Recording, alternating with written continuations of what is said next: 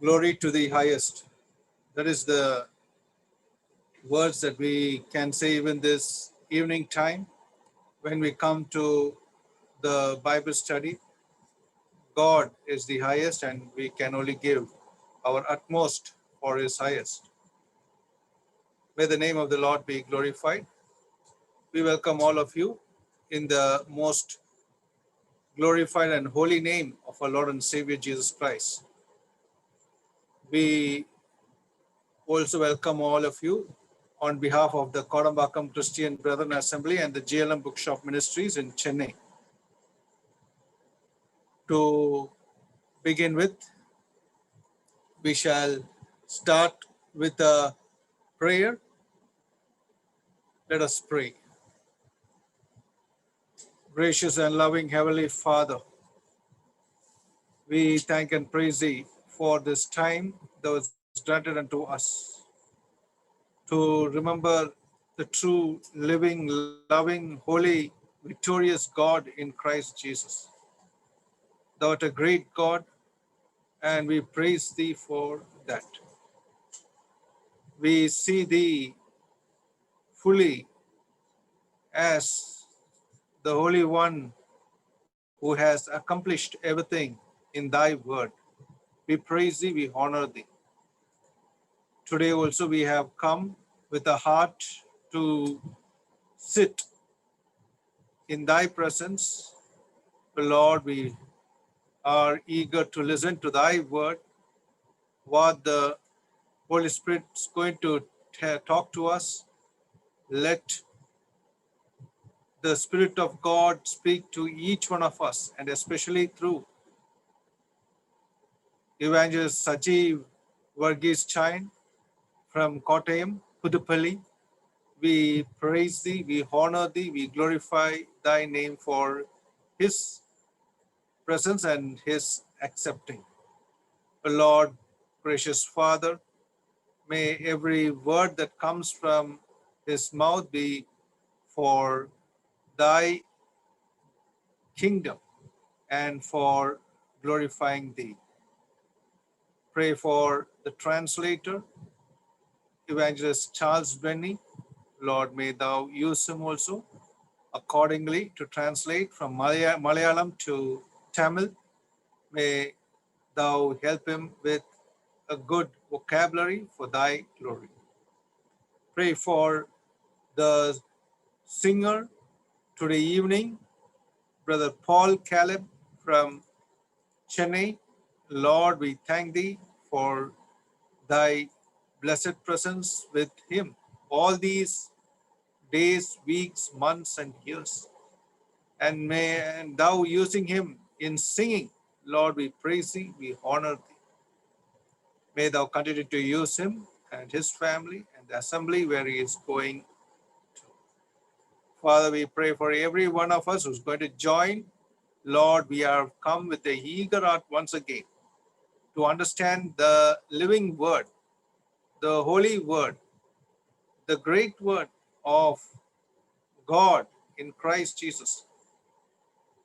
And may we come closer to the heart of God through these Bible verses and words that we are going to listen to.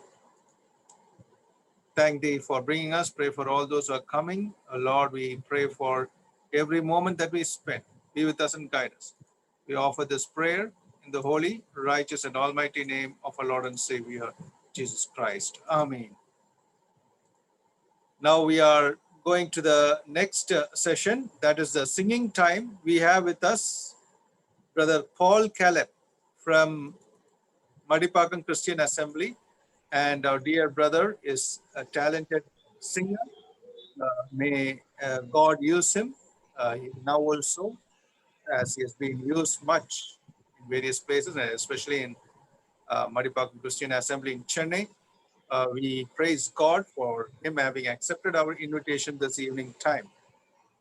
Over to Brother Paul Caleb in Chennai. ஆண்டவருடைய பரிதான பரிசுத்த நாமம் மகிமைப்படுவதாக. இந்த நாளிலும் பரிசுத்தவான்கள் மத்தியிலே தேவனுடைய நாமத்தை மகிமைப்படுத்தி பாடும்படியான வாக்கியத்தை கொடுத்த நினைத்து நான் ஆண்டவரை ஸ்தோத்தரிக்கிறேன். நான் முதல் பாடலாக நம்முடைய பாடல் புஸ்தகத்தில் கீதங்களும் கீர்த்தனைகளும் பாடல் புஸ்தகத்தில் 183வது பாடலை நாம் பாடும். துதித்து பாடிட பாத்திரமே துங்கவன் இயேசுவின் நாமம். அதே இயேசு கிறிஸ்துவின் நாமம் இந்த உலகத்தில் இருக்கக்கூடிய எல்லா நாமத்தையும் விட மேலானது. அவராலே அல்லாமல் வேறு ஒருவராலும் ரட்சிப்பு இல்லை என்று நாம் வாசிக்கிறோம். எனக்கன்பானவர்களே, நம்முடைய இருதயத்தின் வாஞ்சைகளை அவர் தீர்த்திடும்படிக்கு அவர் வந்துடுவார். வாரும் என்று நாம் அழைத்திடுவோம் என்று சொல்லி ஆண்டவருடைய வருகைக்காய் காத்திருக்கிறவர்களாக, அவருடைய வருகை எதிர்நோக்கி காத்திருக்கிறவர்களாக நாம் உற்சாகத்தோடு பாடுவோம். 183வது பாடல்.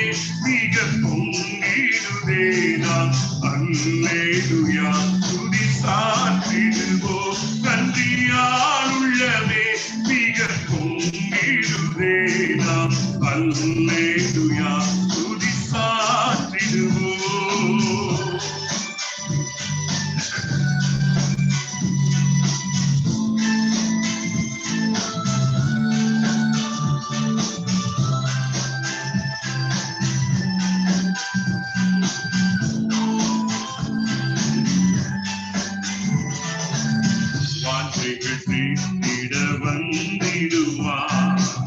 வாருமென்றே நாம் அழைத்திடுவோம். வாஞ்சைகள் தீர்த்திட வந்திடுவார். வாருமென்றே நாம் அழைத்திடுவோம். வானத்திலே ஒன்று சேர்ந்திடும் நான் விரைந்து நெருங்கிட சொத்தரிப்போமே. அற்புதமே அவன் நடத்துதலே. ஆனந்தமே பரமானந்தமே கன்றியால் உள்ளவே மிக பொங்கிடுதே. நாம் அல்லேலூயா துதி சாற்றிடுவோம். கன்றியால் உள்ளவே மிக பொங்கிடுதே. நாம் அல்லேலூயா துதி சாற்றிடுவோம். ஒரு அருமையான பாடலை நாம் பாடினோம். மாணவர்களே, அவருடைய நடத்துதல், அவருடைய பிரசன்னம் அது மிகவும் ஆனந்தம் என்று சொல்லி நாம் இப்பொழுது பாடினோம். ஒரு அருமையான பாடலை நாம் பாடினோம். அடுத்த ஒரு பாடலாக ஆண்டவராக இயேசு கிறிஸ்து இந்த உலகத்தில் இருக்கக்கூடிய ஒரு மனிதனும் கெட்டு போவது என்னுடைய சித்தம் அல்ல என்று சொல்லி தேவன் சொல்கிறார். பாவத்தை ஏற்று நமக்காய் பலியாய் மாண்டு எனக்கன்மானவர்களே, வேத வாக்கியம்படி 3ஆம் நாள் உயிரோடு எழுந்து இன்றைக்கும் பிதாவினுடைய வலது பாரசத்தில் இருந்து நமக்காய் பரிந்து பேசுகிற தேவன் இன்றைக்கு அனைவரையும் அழைக்கக்கூடியவராயிருக்கிறார். இயேசு கிறிஸ்துவண்டை நீங்கள் வரும் பொழுது நீ எந்த வண்ணமாய் இருக்கிறீர்களோ அந்த வண்ணமாகவே உங்களை நான் ஏற்றுக்கொள்வேன் என்று சொல்லி அவர் சொல்லுகிறார். அந்த அருமையான கருத்தை கொண்டதான பாட்டை நாம் பாடுவோம். 482வது பாடல். அழைக்கிறார் அழைக்கிறார் இதோ நீயும் வா, உந்த நேச ஆவலாய் உன்னை அழைக்கிறார். அருமையான பாடலை இருக்கிறது, நாம் சேர்ந்து பாடுவோம்.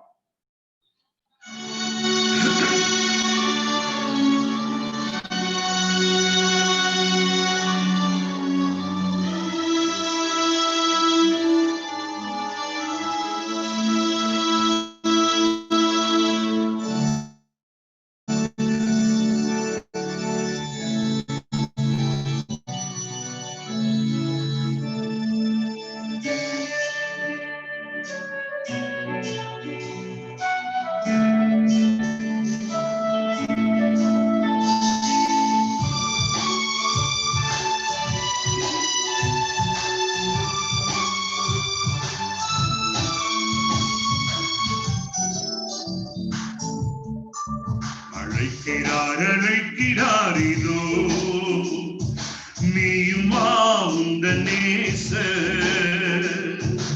ஆவலாய் அழைக்கிறார் இதோ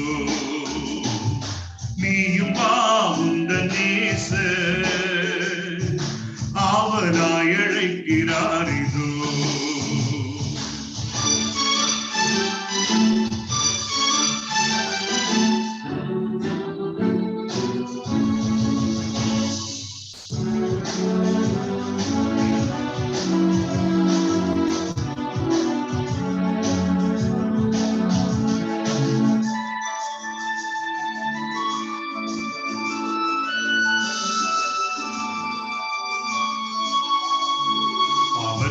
ஏற்றவர் பலியாய் மாண்டவர், பாவத்தை ஏற்றவர் பலியாய் மாண்டவர், கல்வாரியின் மேட்டினில் கண் கொள்ளாத காட்சியே, கல்வாரியின் மேட்டினில் கண் கொள்ளாத காட்சியே, கண்டிடும் வேண்டிடும் பாவபாரம் நீங்கிடும், கண்டிடும் வேண்டிடும் பாவபாரம் நீங்கிடும்.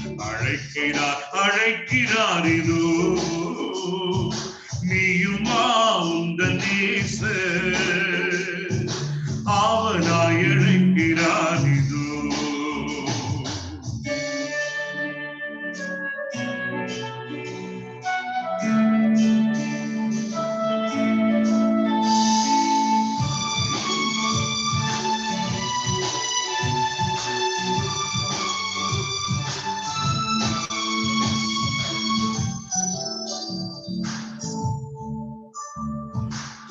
சகித்தவர் உயரடைந்தவர், துன்பம் சகித்தவர் உயரடைந்தவர், இன்னலுற்ற முன்னையே சளைக்கிறார்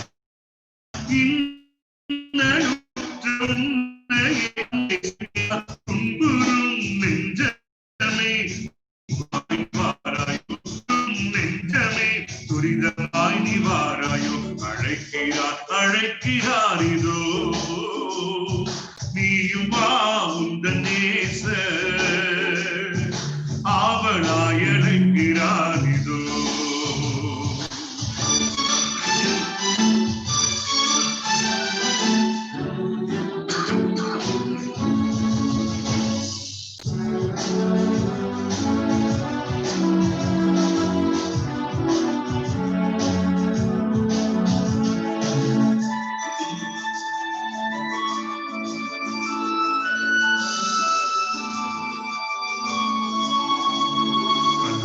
தீரக்க காவலர் நடுங்க, கல்லறை தீரக்க காவலர் நடுங்க, கஸ்திகள் அடைந்தாரே கட்டுகள் அறுத்தாரே, கஸ்திகள் அடைந்தாரே கட்டுகள் அறுத்தாரே, உயிர்த்தார் ஜெயித்தார் உண்டு மீட்புனக்குமே, உயிர்த்தார் ஜெயித்தார் உண்டு மீட்புனக்குமே, அழைக்கிறார் அழைக்கிறார் இதோ நீயும் வா உந்தன் நேச ஆவலாய் அழைக்கிறார் இதோ நீயும் வா உந்தன் நேச ஆவலாய் அழைக்கிறார் இதோ.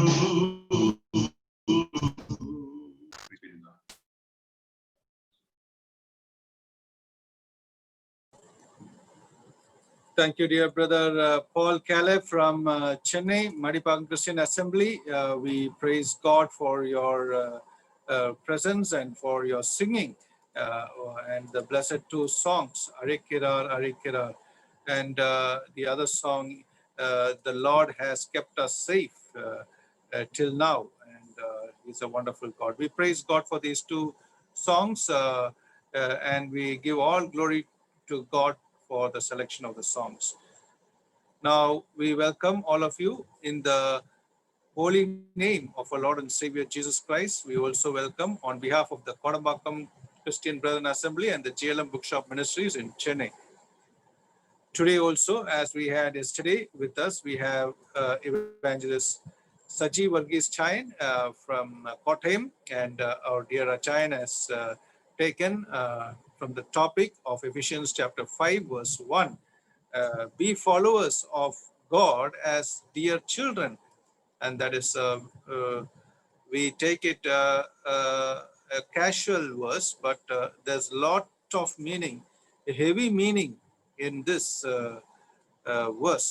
The word follower is not just a casual following a religion, but it is more than that, in knowing the Lord, as we have seen yesterday, and many other aspects in this Christian walk of life. And as children, we can understand we are not merely children. Children can be hated. Children can be thought of any wrong things, but we are called as dear children. Dear children means loving children. So we should understand we are not only having a relationship, but we are having a loving relationship in the Lord, God in Christ Jesus. So with this aspect, as we have seen some important points in yesterday's Bible study, we have to follow the good qualities of God. God only has good qualities, so that qualities of God, we have to continue to follow Christ in that way, and first understand and know Him. Just coming to the Lord is, many people think, is enough, but continuously understanding Him throughout our race, continuously understanding the word in Christ Jesus throughout the walk of our Christian walk of life is we rarely do. We just put Christ in the corner, and we think of a lot of our own aspects and other things that are not really beneficial for our practical Christian life. So we should understand the Lord just as how He served, how he lived, how he did great things, how he had the faith in God, in his Father, how he prayed, and so many other things that how he loved, so many other things that we can see in Christ, that we have to follow him. And it's a relationship that we can build moment after moment, day after day, and month after month, and year after year for God's glory. So then we are seen as dear children, I have told already, and we have to walk in love. That is what we have seen yesterday, an important point, walk in love. Then we also have another 2 points to be discussed. That is what today our dear Sajeev Chain is going to bring to us through the strength of the Lord. May the Lord speak through him. We welcome him once again to this evening Kodambakam Zoom Bible study, the 147th. The Lord has enabled us thus far. By his grace, we praise God for that.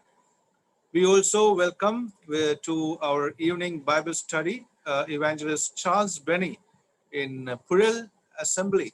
He's serving the Lord in Puril Assembly, little far off from the city, yet a real labor in the Lord for God's glory. We thank him for also having accepted to translate this Bible study from Malayalam to Tamil. May the Lord use him also as he does his job. We welcome him into this evening Bible study. We also welcome all of you, every one of you who have come and who's going to come into this program. May the good Lord make you understand through the Spirit of the Lord that the Lord may strengthen you and may use you in the days to come.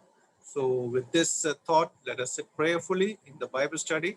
Let's go straight into the Word of God and meditate deep into it. For this purpose, I request from Coimbatore, Brother K.V. Zakaria, our dear elderly uncle, to pray for this Bible study time in Kovai Pudur, Coimbatore. We request Brother K.V. Zakaria in Coimbatore to pray for the blessing of the message. Okay, praise God. Can you hear me? Yes, uncle, we can hear you. So let us pray. மகா அன்பும் கிருபையும் நிறைந்த எங்கள் பரலோக பிதாவே, இந்த மாலை வேளைக்காக நாங்கள் உமக்கு நன்றி செலுத்துகிறோம். ஆண்டவரே, உம்மாலே மீட்கப்பட்ட உம்முடைய பிள்ளைகளாக ஒன்று கூடி உமது சமூகத்திலே நாங்கள் இருந்து இந்த நாளிலும் உம்முடைய வார்த்தையை கேட்கும்படி நல்ல ஒரு தருணத்தை எங்களுக்கு தந்ததுக்காக நன்றி செலுத்துகிறோம். கடந்த அநேக நாட்களாக கர்த்தாவே விதமாக சூம் வாயிலாக உம்முடைய வார்த்தையை நாங்கள் கற்றுக்கொள்ளும்படி நீர் எங்களுக்கு அனுகிரகம் பண்ணினீர், அதுக்காக நன்றி செலுத்துகிறோம். கர்த்தாவே, இந்த நாளில் விசேஷமாக சஜீவ் வரிஸ் மூலமாக ஆண்டவரே நீர் உம்முடைய வார்த்தையை எங்களுக்கு ஆசீர்வதித்து தர வேண்டுமாய் நாங்கள் ஜெபிக்கிறோம். தேவனுடைய ஆவியானவர் தாமே அவரை பலப்படுத்தி ஆண்டவரே உம்முடைய ஆலோசனையை எங்களுக்கு ஒவ்வொருத்தருக்கும் நீர் ஆசீர்வதித்து தர வேண்டுமாய் ஜெபிக்கிறோம். கர்த்தாவே, கலந்து கொள்கிற ஒவ்வொரு தேவ பிள்ளைகளுக்காக நன்றி செலுத்துகிறோம். கர்த்தாவே, இந்த நாளிலே நாங்கள் உம்முடைய ஆவிக்குரிய மன்னாவே நாங்கள் புசித்து பலப்பட்டு வரும் நாட்களில் கர்த்தருக்கு மகிமையாய் ஜீவிக்க ஒவ்வொருத்தருக்கும் கிருபை செய்ய வேண்டுமாய் ஜெபிக்கிறோம். டிரான்ஸ்லேட் பண்ணுகிற சார்ல்ஸுக்காக ஜெபிக்கிறோம். ஏற்ற வார்த்தைகளை தந்து ஆசீர்வதித்தருளும். பாடல் பாடின சகோதரன் காலேவுக்காக ஜெபிக்கிறோம், அவர்களை ஆசீர்வதித்தருளும்.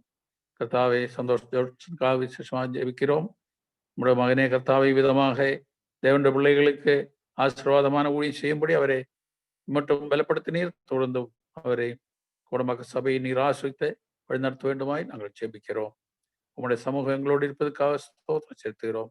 கர்த்தாவே, உமக்கு பிரியமான பிள்ளைகளாக நாங்கள் உண்மை பின்பற்ற எங்களுக்கு ஒவ்வொருத்தருக்கும் அனுக்கிரகம் செய்ய வேண்டுமாய் ஜெபிக்கிறோம். எல்லா துதியும் கனம் மகிமை உமக்கு ஏறெடுக்கிறோம். கர்த்தராகிய இயேசு கிறிஸ்து நாமத்தில் மனத்தாழ்மையோடு ஜெபிக்கிறோம், பரிசுத்தமுள்ள பரமபிதாவே, ஆமீன். Thank you, KV Zachariah uncle from Coimbatore for the prayer. May God use you more in the days to come. Now we are going into the Bible study over to Kottayam, Brother Sajeev Varghese, and to Chennai, Brother Charles Benny.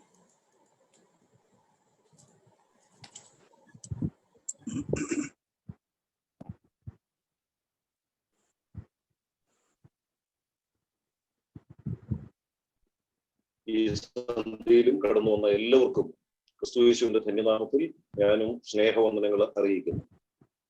இந்த மாலை வேளையில் இந்த zoom கூட்டத்திலே கலந்து கொண்டிருக்கக்கூடிய அனைவருக்கும் ஆண்டவராகிய இயேசு கிறிஸ்துவின் நாமத்தில் என்னுடைய அன்பான வணக்கத்தையும் வாழ்த்துக்களையும் தெரிவித்துக் கொள்கிறேன். ഇന്നലെയും ഇന്നുമായി 2 ദിവസം നിങ്ങളോടൊന്നിച്ച് ഈ നിലയിൽ ലഭിച്ച ഈ ആത്മീക കൂട്ടായ്മയ്ക്കായിട്ട് ഞാൻ കർത്താവിന് സ്തോത്രം പറയുന്നു. എല്ലാവരോടും ദൈവനാമത്തിൽ നന്ദി അറിയിക്കുന്നു. പ്രത്യേകിച്ച് കൊടമ്പാക്കം ക്രിസ്ത്യൻ ബ്രദർ അസംബ്ലിയോടും കർത്താവിന്റെ നാമത്തിലുള്ള നന്ദി അറിയിക്കുന്നു. நேற்றும் இன்றுமாக இவ்விதமான ஒரு ஆவிக்குரிய ஒரு ஐக்கியத்தை நாம் பெற்றுக்கொள்ளும்படியாக கிடைத்த ஸ்லாக்கியத்திற்காக ஆண்டவருக்கு நன்றி செலுத்துகிறேன். இந்த கூட்டத்தில் நேற்றும் இன்றும் கலந்து கொள்ளுகிற எல்லா தேவனுடைய பிள்ளைகளுக்கும் என்னுடைய நன்றியையும், குறிப்பாக கோடம்பாக்கம் கிறிஸ்டியன் பிரதர் அசம்பிளி സഭയാർക്ക് என்னுடைய നന്ദിயை நான் தெரிவித்துக் கொள்கிறேன். നാം ഇന്നലെ പഠിച്ചതിന്റെ തുടർച്ചയായിട്ടാണ് ഇന്നും പഠിക്കുവാനായിട്ട് പോകുന്നത്. நாம் நேற்றைக்கு படித்த அந்த செய்தியினுடைய தொடர்ச்சியாக நாம் இன்றைக்கும் படிக்க போகிறோம். എഫേസ്യ ലേഖനം 5-ാം അധ്യായം 1-ാം വാക്യം, ആകയാൽ പ്രിയ മക്കൾ എന്ന പോലെ ദൈവത്തെ അനുകരിപ്പീൻ. எபேசியருக்கு எழுதின நிருபம் 5-ாம் அதிகாரம் 1-ாம் வசனம், ஆதலால் நீங்கள் பிரியமான பிள்ளைகளைப் போல தேவனை பின்பற்றுங்கள். ഇവിടെ മലയാളത്തിൽ കുറച്ചുകൂടെ വ്യക്തമാണ്. ദൈവത്തെ പിൻപറ്റുക എന്നതിനേക്കാൾ അപ്പുറത്ത് ബി ദ ഇമിറ്റേറ്റേഴ്സ്, കർത്താവിനെ അനുകരിക്കുന്നവരാകുക എന്നാണ് ശരിയായ അർത്ഥം. மலையாளம் மொழிபெயர்ப்பிலே இன்னும் ஆழமான அர்த்தமாக இருக்கிறது. ஒருவரை பார்த்து அப்படியே காப்பி அடிப்பது போல, கர்த்தரை அப்படியே நீங்கள் அவருக்கு கீழ்ப்படிந்து அவரை போல செயல்பட வேண்டும் என்ற அர்த்தத்தில் போடப்பட்டிருக்கிறது.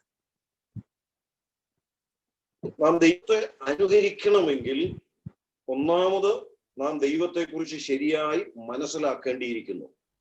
நாம் ஆண்டவரை பின்பற்ற வேண்டுமானால் முதலாவது அவரை நன்றாக புரிந்து கொள்ள வேண்டும். അത് ദൈവവചനത്തിലൂടെയാണ് നമുക്ക് വെളിപ്പെടുത്തി കിട്ടിയിട്ടുള്ളത്. எப்படி நாம் அதை செய்ய வேண்டும் என்பது கர்த்தருடைய வசனத்தின் மூலமாக தேவன் நமக்கு வெளிப்படுத்தி இருக்கிறார். ആ ദൈവത്തിലുള്ള നല്ല ഗുണങ്ങൾ നാം അതിൽ ആകർഷിക്കപ്പെട്ട് നമ്മുടെ ജീവിതത്തിൽ പകർത്തുന്നവരായിരിക്കണം. தேவனுடைய நற்குணங்கள் நம்மை கவர்ந்தெடுத்து அவைகள் நம்முடைய வாழ்க்கையிலே கடைபிடிக்கப்பட வேண்டியதாய் இருக்கிறது. ഇവിടെ ദൈവത്തെ അനുകരിക്കുന്ന ദൈവവുമായിട്ടുള്ള ബന്ധം എന്താണെന്ന് പറയുന്നത് പ്രിയ മക്കൾ എന്നുള്ള ബന്ധത്തിലാണ് അനുകരിക്കേണ്ടത്. தேவனை பின்பற்றக்கூடிய பிள்ளைகள் என்றல்ல, பிரியமான பிள்ளைகளாக என்று சொல்லப்பட்டிருக்கிறது. പ്രിയ മക്കൾ എന്ന നിലയിൽ ദൈവത്തെ അനുകരിക്കുന്നവരുടെ ജീവിതം എങ്ങനെ ആയിരിക്കണം എന്നുള്ളതാണ് എഫേസ്യ ലേഖനം 5-ാം അധ്യായത്തിൽ തുടർന്ന് കാണുന്ന വിഷയം. இந்த வசனத்தை தொடர்ந்துள்ள எபேசியர் 5-ாம் அதிகாரத்தில் உள்ள வசனங்களில் பிரியமான பிள்ளைகளாக கர்த்தரை பின்பற்றக்கூடியவருடைய வாழ்க்கை எப்படி இருக்க வேண்டும் என்று சொல்லப்பட்டிருக்கிறது. ക്രിസ്തീയ ജീവിതത്തെ സൂചിപ്പിക്കുവാൻ നടപ്പ് എന്നൊരു വാക്ക് ഇവിടെ ഉപയോഗിച്ചിട്ടുണ്ട്. கிறிஸ்தவ வாழ்க்கையிலே நாம் கவனிக்க வேண்டிய நடக்கை அல்லது நடப்பது என்ற வார்த்தை சொல்லப்பட்டிருக்கிறது. അതിൽ ഒന്നാമത്തതാണ് സ്നേഹത്തിൽ നടക്കുക എന്നുള്ളത്. அதில் முதலாவது அன்பில் நடக்க வேண்டும். കഴിഞ്ഞ രാത്രി നാം അത് അല്പമായിട്ട് ചിന്തിച്ചതാണ്. கடந்த இரவில் நாம் அதை சிறிது சிந்தித்தோம். ഇന്ന് നാം അതിന്റെ അടുത്ത 2 ഭാഗങ്ങളാണ് ചിന്തിക്കാനായിട്ട് പോകുന്നത്. இன்றைக்கு நாம் அதை தொடர்ந்துள்ள 2 பகுதிகளை சிந்திக்க போகிறோம். എഫേസ്യ ലേഖനത്തിലെ ആദ്യത്തെ 5-ാം അധ്യായം ആദ്യത്തെ 2 വാക്യങ്ങളിലാണ് സ്നേഹത്തിൽ നടപ്പീൻ എന്നുള്ളത് കാണുന്നത്. எபேசியர் 5-ாம் அதிகாரத்தில் முதல் 2 வசனங்களில் அன்பிலே நடந்து கொள்ளுங்கள் என்பதை குறித்து வாசிக்கிறோம். 3 മുതൽ 14 വരെയുള്ള വാക്യങ്ങളിൽ വെളിച്ചത്തിൽ ഉള്ളവരായി നടപ്പീൻ എന്നുള്ളതാണ് വിഷയം. 3ஆம் வசனம் முதல் 14ஆம் வசனம் வரைக்கும் வெளிச்சத்தில் நடக்க வேண்டும் என்பதை குறித்து சொல்லப்பட்டிருக்கிறது. 15 മുതൽ അതിന്റെ അവസാനം വരെ ஞானியாய் നടക്കണം എന്നുള്ളതാണ് വിഷയം. 15ஆம் வசனம் முதல் அந்த அதிகாரத்தின் கடைசி வரைக்கும் ஞானவான்களாய் நடக்க வேண்டும் என்பதை குறித்து சொல்லப்பட்டிருக்கிறது. ദൈവത്തെ അനുകരിക്കുന്നവര് നടക്കുന്ന നടപ്പിന്റെ 3 ലക്ഷണങ്ങളാണ് ഈ അധ്യായത്തിൽ നാം കാണുന്നത്. தேவனை பின்பற்றக்கூடியவருடைய நடக்கையின் 3 அம்சங்களை நாம் இங்கே வாசிக்கிறோம். അതിൽ 2ഉം 3ഉം നാം വേഗത്തിൽ ചിന്തിക്കാൻ പോകുന്നു. രണ്ടാമത്തേത് വെളിച്ചത്തിൽ ഉള്ളവരായി നടക്കുക എന്നുള്ളത്. 2வது 3வது விஷயங்களை நாம் துரிதமாக சிந்திக்க போகிறோம். 2வது குறிப்பு வெளிச்சத்தில் நடக்க வேண்டும். 7ഉം 8ഉം 9ഉം വാക്യങ്ങളിൽ നമുക്കത് കാണാൻ കഴിയും. 7ஆம் வசனம் 8ஆம் வசனம் 9ஆம் வசனங்களில் நாம் அதை பார்க்க முடியும். മുമ്പേ നിങ്ങൾ ഇരുളായിരുന്നു, ഇപ്പോഴോ കർത്താവിൽ വെളിച്ചമാകുന്നു. കർത്താവിന് പ്രധാനമായത് എന്തെന്ന് പരിശോധിച്ചുകൊണ്ട് വെളിച്ചത്തിലുള്ളവരായി നടന്നുകൊള്ളുവീൻ. 8ஆம் வசனத்தில் இப்படி வாசிக்கிறோம். முற்காலத்திலே நீங்கள் அந்தகாரமாய் இருந்தீர்கள், இப்பொழுதோ கர்த்தருக்குள் வெளிச்சமாய் இருக்கிறீர்கள், வெளிச்சத்தின் பிள்ளைகளாய் நடந்து கொள்ளுங்கள். നമ്മുടെ പഴയ അവസ്ഥ എന്തായിരുന്നു എന്നിവിടെ ഓർപ്പിക്കുന്നുണ്ട്. நம்முடைய பழைய நிலைமை எப்படி இருந்தது என்று இங்கே ஞாபகப்படுத்துகிறார். നാം യോഹന്നാന്റെ സുവിശേഷമൊക്കെ വായിച്ചാൽ നാം ഇരുട്ടിലായിരുന്നു എന്ന് നമുക്ക് കാണാനായിട്ട് കഴിയും. யோவான் சுவிசேஷத்தை நாம் வாசிக்கும் பொழுது நாம் அந்தகாரத்தில் அல்லது இருளில் இருந்தோம் என்று வாசிக்க முடியும். 1 പത്രോസ് 2ആം അധ്യായം 9ആം വാക്യത്തിലും നാം അങ്ങനെ വായിക്കുന്നുണ്ട്. നിങ്ങളോ അന്ധകാരത്തിൽ നിന്ന് വിളിക്കപ്പെട്ടവരാണ്.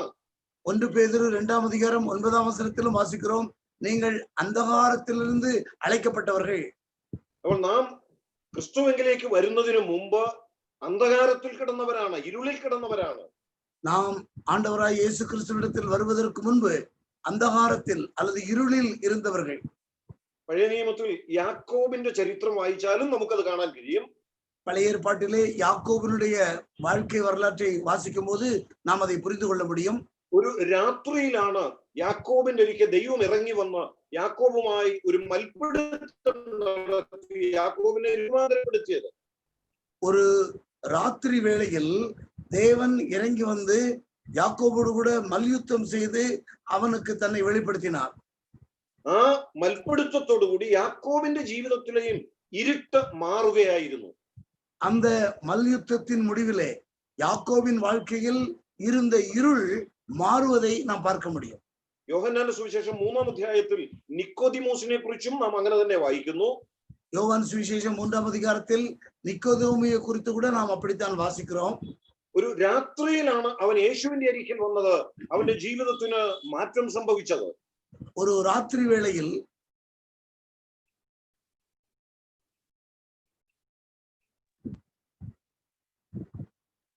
ராத்திரியிலே இயேசு கிறிஸ்துவிடத்திலே வந்தான், அவனுடைய வாழ்க்கையிலே ஒரு மாற்றம் சம்பவித்தது. യേശു ക്രിസ്തുവിന്റെ അരികിൽ വരുന്നവർക്കാണ് ആ ഇരുളിന്റെ അനുഭവത്തിൽ നിന്ന് വെളിച്ചത്തിലേക്ക് വരുവാൻ കഴിയുന്നത്. இயேசு கிறிஸ்துவிடத்திலே வருகிறவர்களுக்கு மட்டுமே இருளின் அனுபவத்திலிருந்து வெளிச்சத்தின் அனுபவத்திற்குள் வரக்கூடிய ஒரு வாய்ப்பு கிடைக்கிறது. ഇവിടെ എഫേസ്യ ലേഖനത്തിൽ നമ്മൾ വായിക്കുന്നത് നിങ്ങൾ ഇരുട്ടിലായിരുന്നു എന്നല്ല, നിങ്ങൾ ഇരുളായിരുന്നു എന്നാണ്. இந்த எபேசியர் 5ஆம் அதிகாரத்திலே நாம் வாசித்தது நீங்கள் இருளில் அல்லது அந்தகாரத்தில் இருந்தீர்கள் என்று அல்ல, நீங்களே இருளாக அல்லது அந்தகாரமாய் இருந்தீர்கள் என்று வாசிக்கிறோம். ഇതായിരുന്നു നമ്മുടെ പഴയ അവസ്ഥ. இதுதான் நம்முடைய பழைய நிலைமை. ഒന്ന്, നാം ഇരുട്ടിലായിരുന്നു. முதலாவதாக நாம் இருளில் இருந்தோம், ഇരുളായിരുന്നു.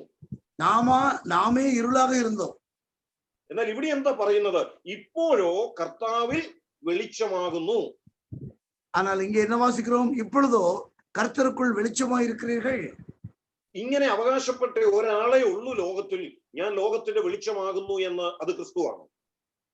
நான் உலகத்திற்கு வெளிச்சமாய் இருக்கிறேன் என்று சொன்னவர் ஆண்டவராய் இயேசு கிறிஸ்து. എന്നാൽ ഇവിടെ ക്രിസ്തു പറയുകയാണ്, നിങ്ങളാണിപ്പോൾ ലോകത്തിന്റെ വെളിച്ചം. ஆனால் ஆண்டவர் இங்கே சொல்லுகிறார், நீங்கள் இப்பொழுது உலகத்திற்கு வெளிச்சமாய் இருக்கிறீர்கள். മത്തായി സുവിശേഷം 5-ാം അധ്യായത്തിൽ കർത്താവ് അങ്ങനെ തന്നെ പറയുന്നത് നമ്മൾ വായിക്കുന്നുണ്ട്. ഇപ്പോൾ നിങ്ങൾ ലോകത്തിന്റെ വെളിച്ചമാകുന്നു. மத்தேயு சுவிசேஷம் 5ஆம் அதிகாரத்தில் இயேசு கிறிஸ்து சொன்ன வார்த்தைகள் அப்படித்தான் சொல்லப்பட்டிருக்கிறது. நீங்கள் உலகத்திற்கு வெளிச்சமாய் இருக்கிறீர்கள். നമുക്കറിയാം, വാസ്തവത്തിൽ വെളിച്ചം എന്ന് അവകാശപ്പെടാൻ കഴിയുന്നത് ദൈവത്തിന് മാത്രമാണ്. நமக்கு தெரியும், வெளிச்சம் என்ற வார்த்தை அது யாருக்கு சொந்தம் என்று சொன்னால் தேவனுக்கு மாத்திரமே சொந்தம். ദൈവം വെളിച്ചമാകുന്നു എന്ന് നാം വായിക്കുന്നുണ്ട്. தேவன் வெளிச்சமாய் இருக்கிறார் என்று நாம் வாசிக்கிறோம்.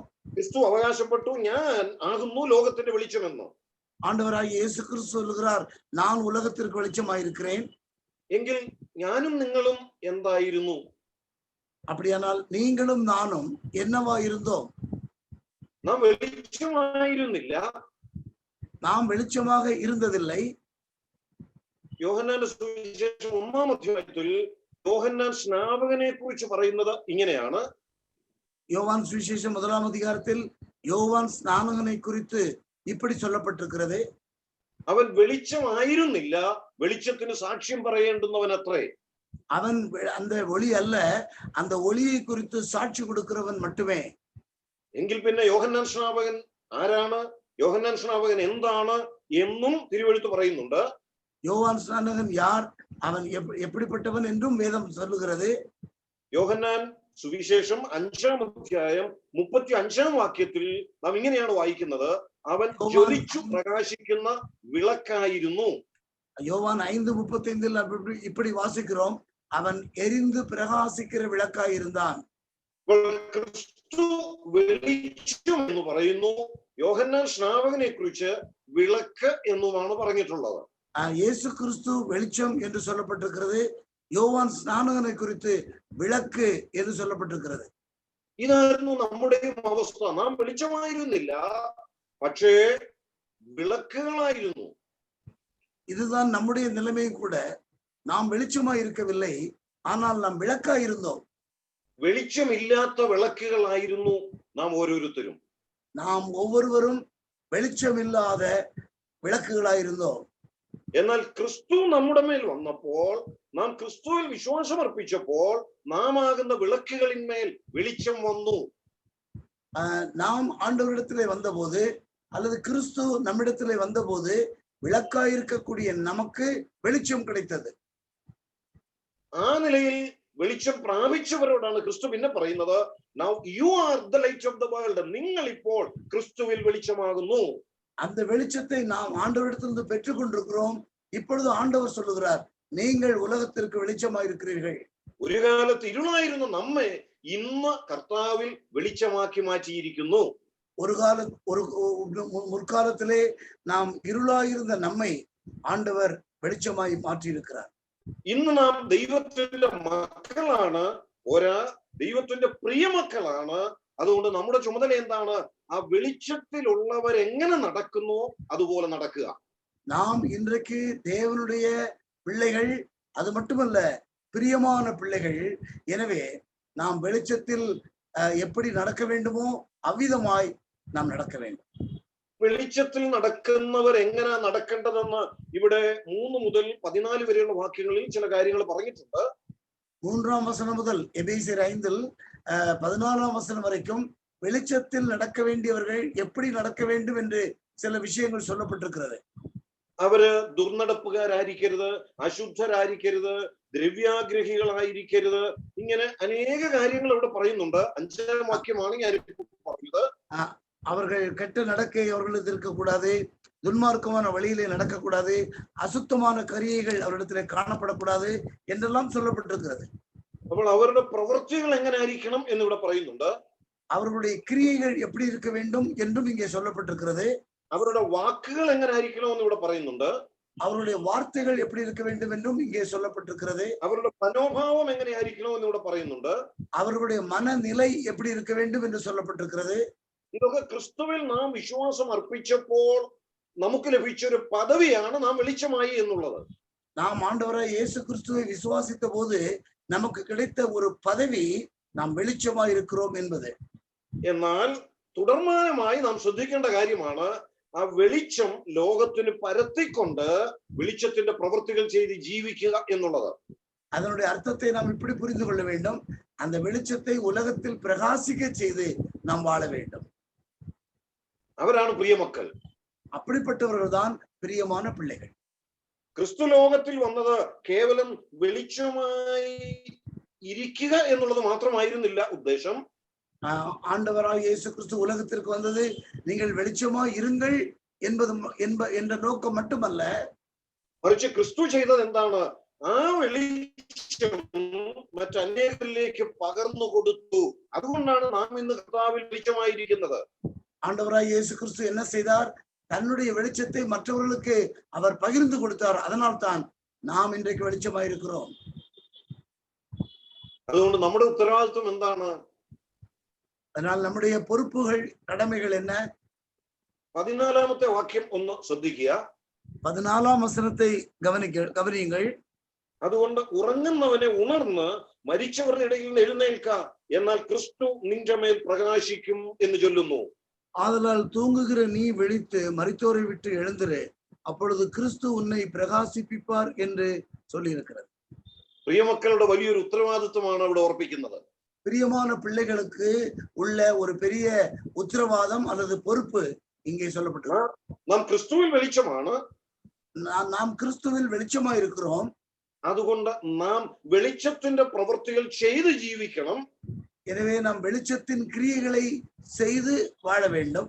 അപ്പോൾ ആരാണ് നമ്മിലൂടെ പ്രകാശിക്കുന്നത്? ക്രിസ്തു നിന്റെ മേൽ പ്രകാശിക്കും. அப்படி செய்யும் பொழுது யார் நம்மில் பிரகாசம் கொடுக்கக்கூடியவர்? கிறிஸ்து நம்மை பிரகாசிக்க செய்வார். ക്രിസ്തു ഈ ഭൂമിയിൽ ജീവിച്ച സമയത്ത് ലോകത്തിന് വെളിച്ചം പരത്തി ജീവിച്ചു. ஆண்டவராய் இயேசு கிறிஸ்து இந்த உலகத்திலே வாழ்ந்தபோது இந்த உலகத்திலே வெளிச்சத்தை பரவச் செய்தார். ഇന്ന് ആ ക്രിസ്തുവിന്റെ വെളിച്ചം ലോകത്തിന് പകർന്നു കൊടുക്കുവാൻ ആക്കി വെച്ചിരിക്കുന്നത് എന്നെയും നിങ്ങളെയുമാണ്. அந்த கிறிஸ்துவின் வெளிச்சத்தை உலகத்தாருக்கு பகிர்ந்து கொடுப்பதற்காக ஏற்படுத்தப்பட்டிருப்பது நீங்களும் நானும். അതുകൊണ്ട് നാം എന്ത് ചെയ്യണം? ഉറങ്ങിക്കിടക്കരുത്, ഉണർന്ന് എഴുന്നേൽക്കണം.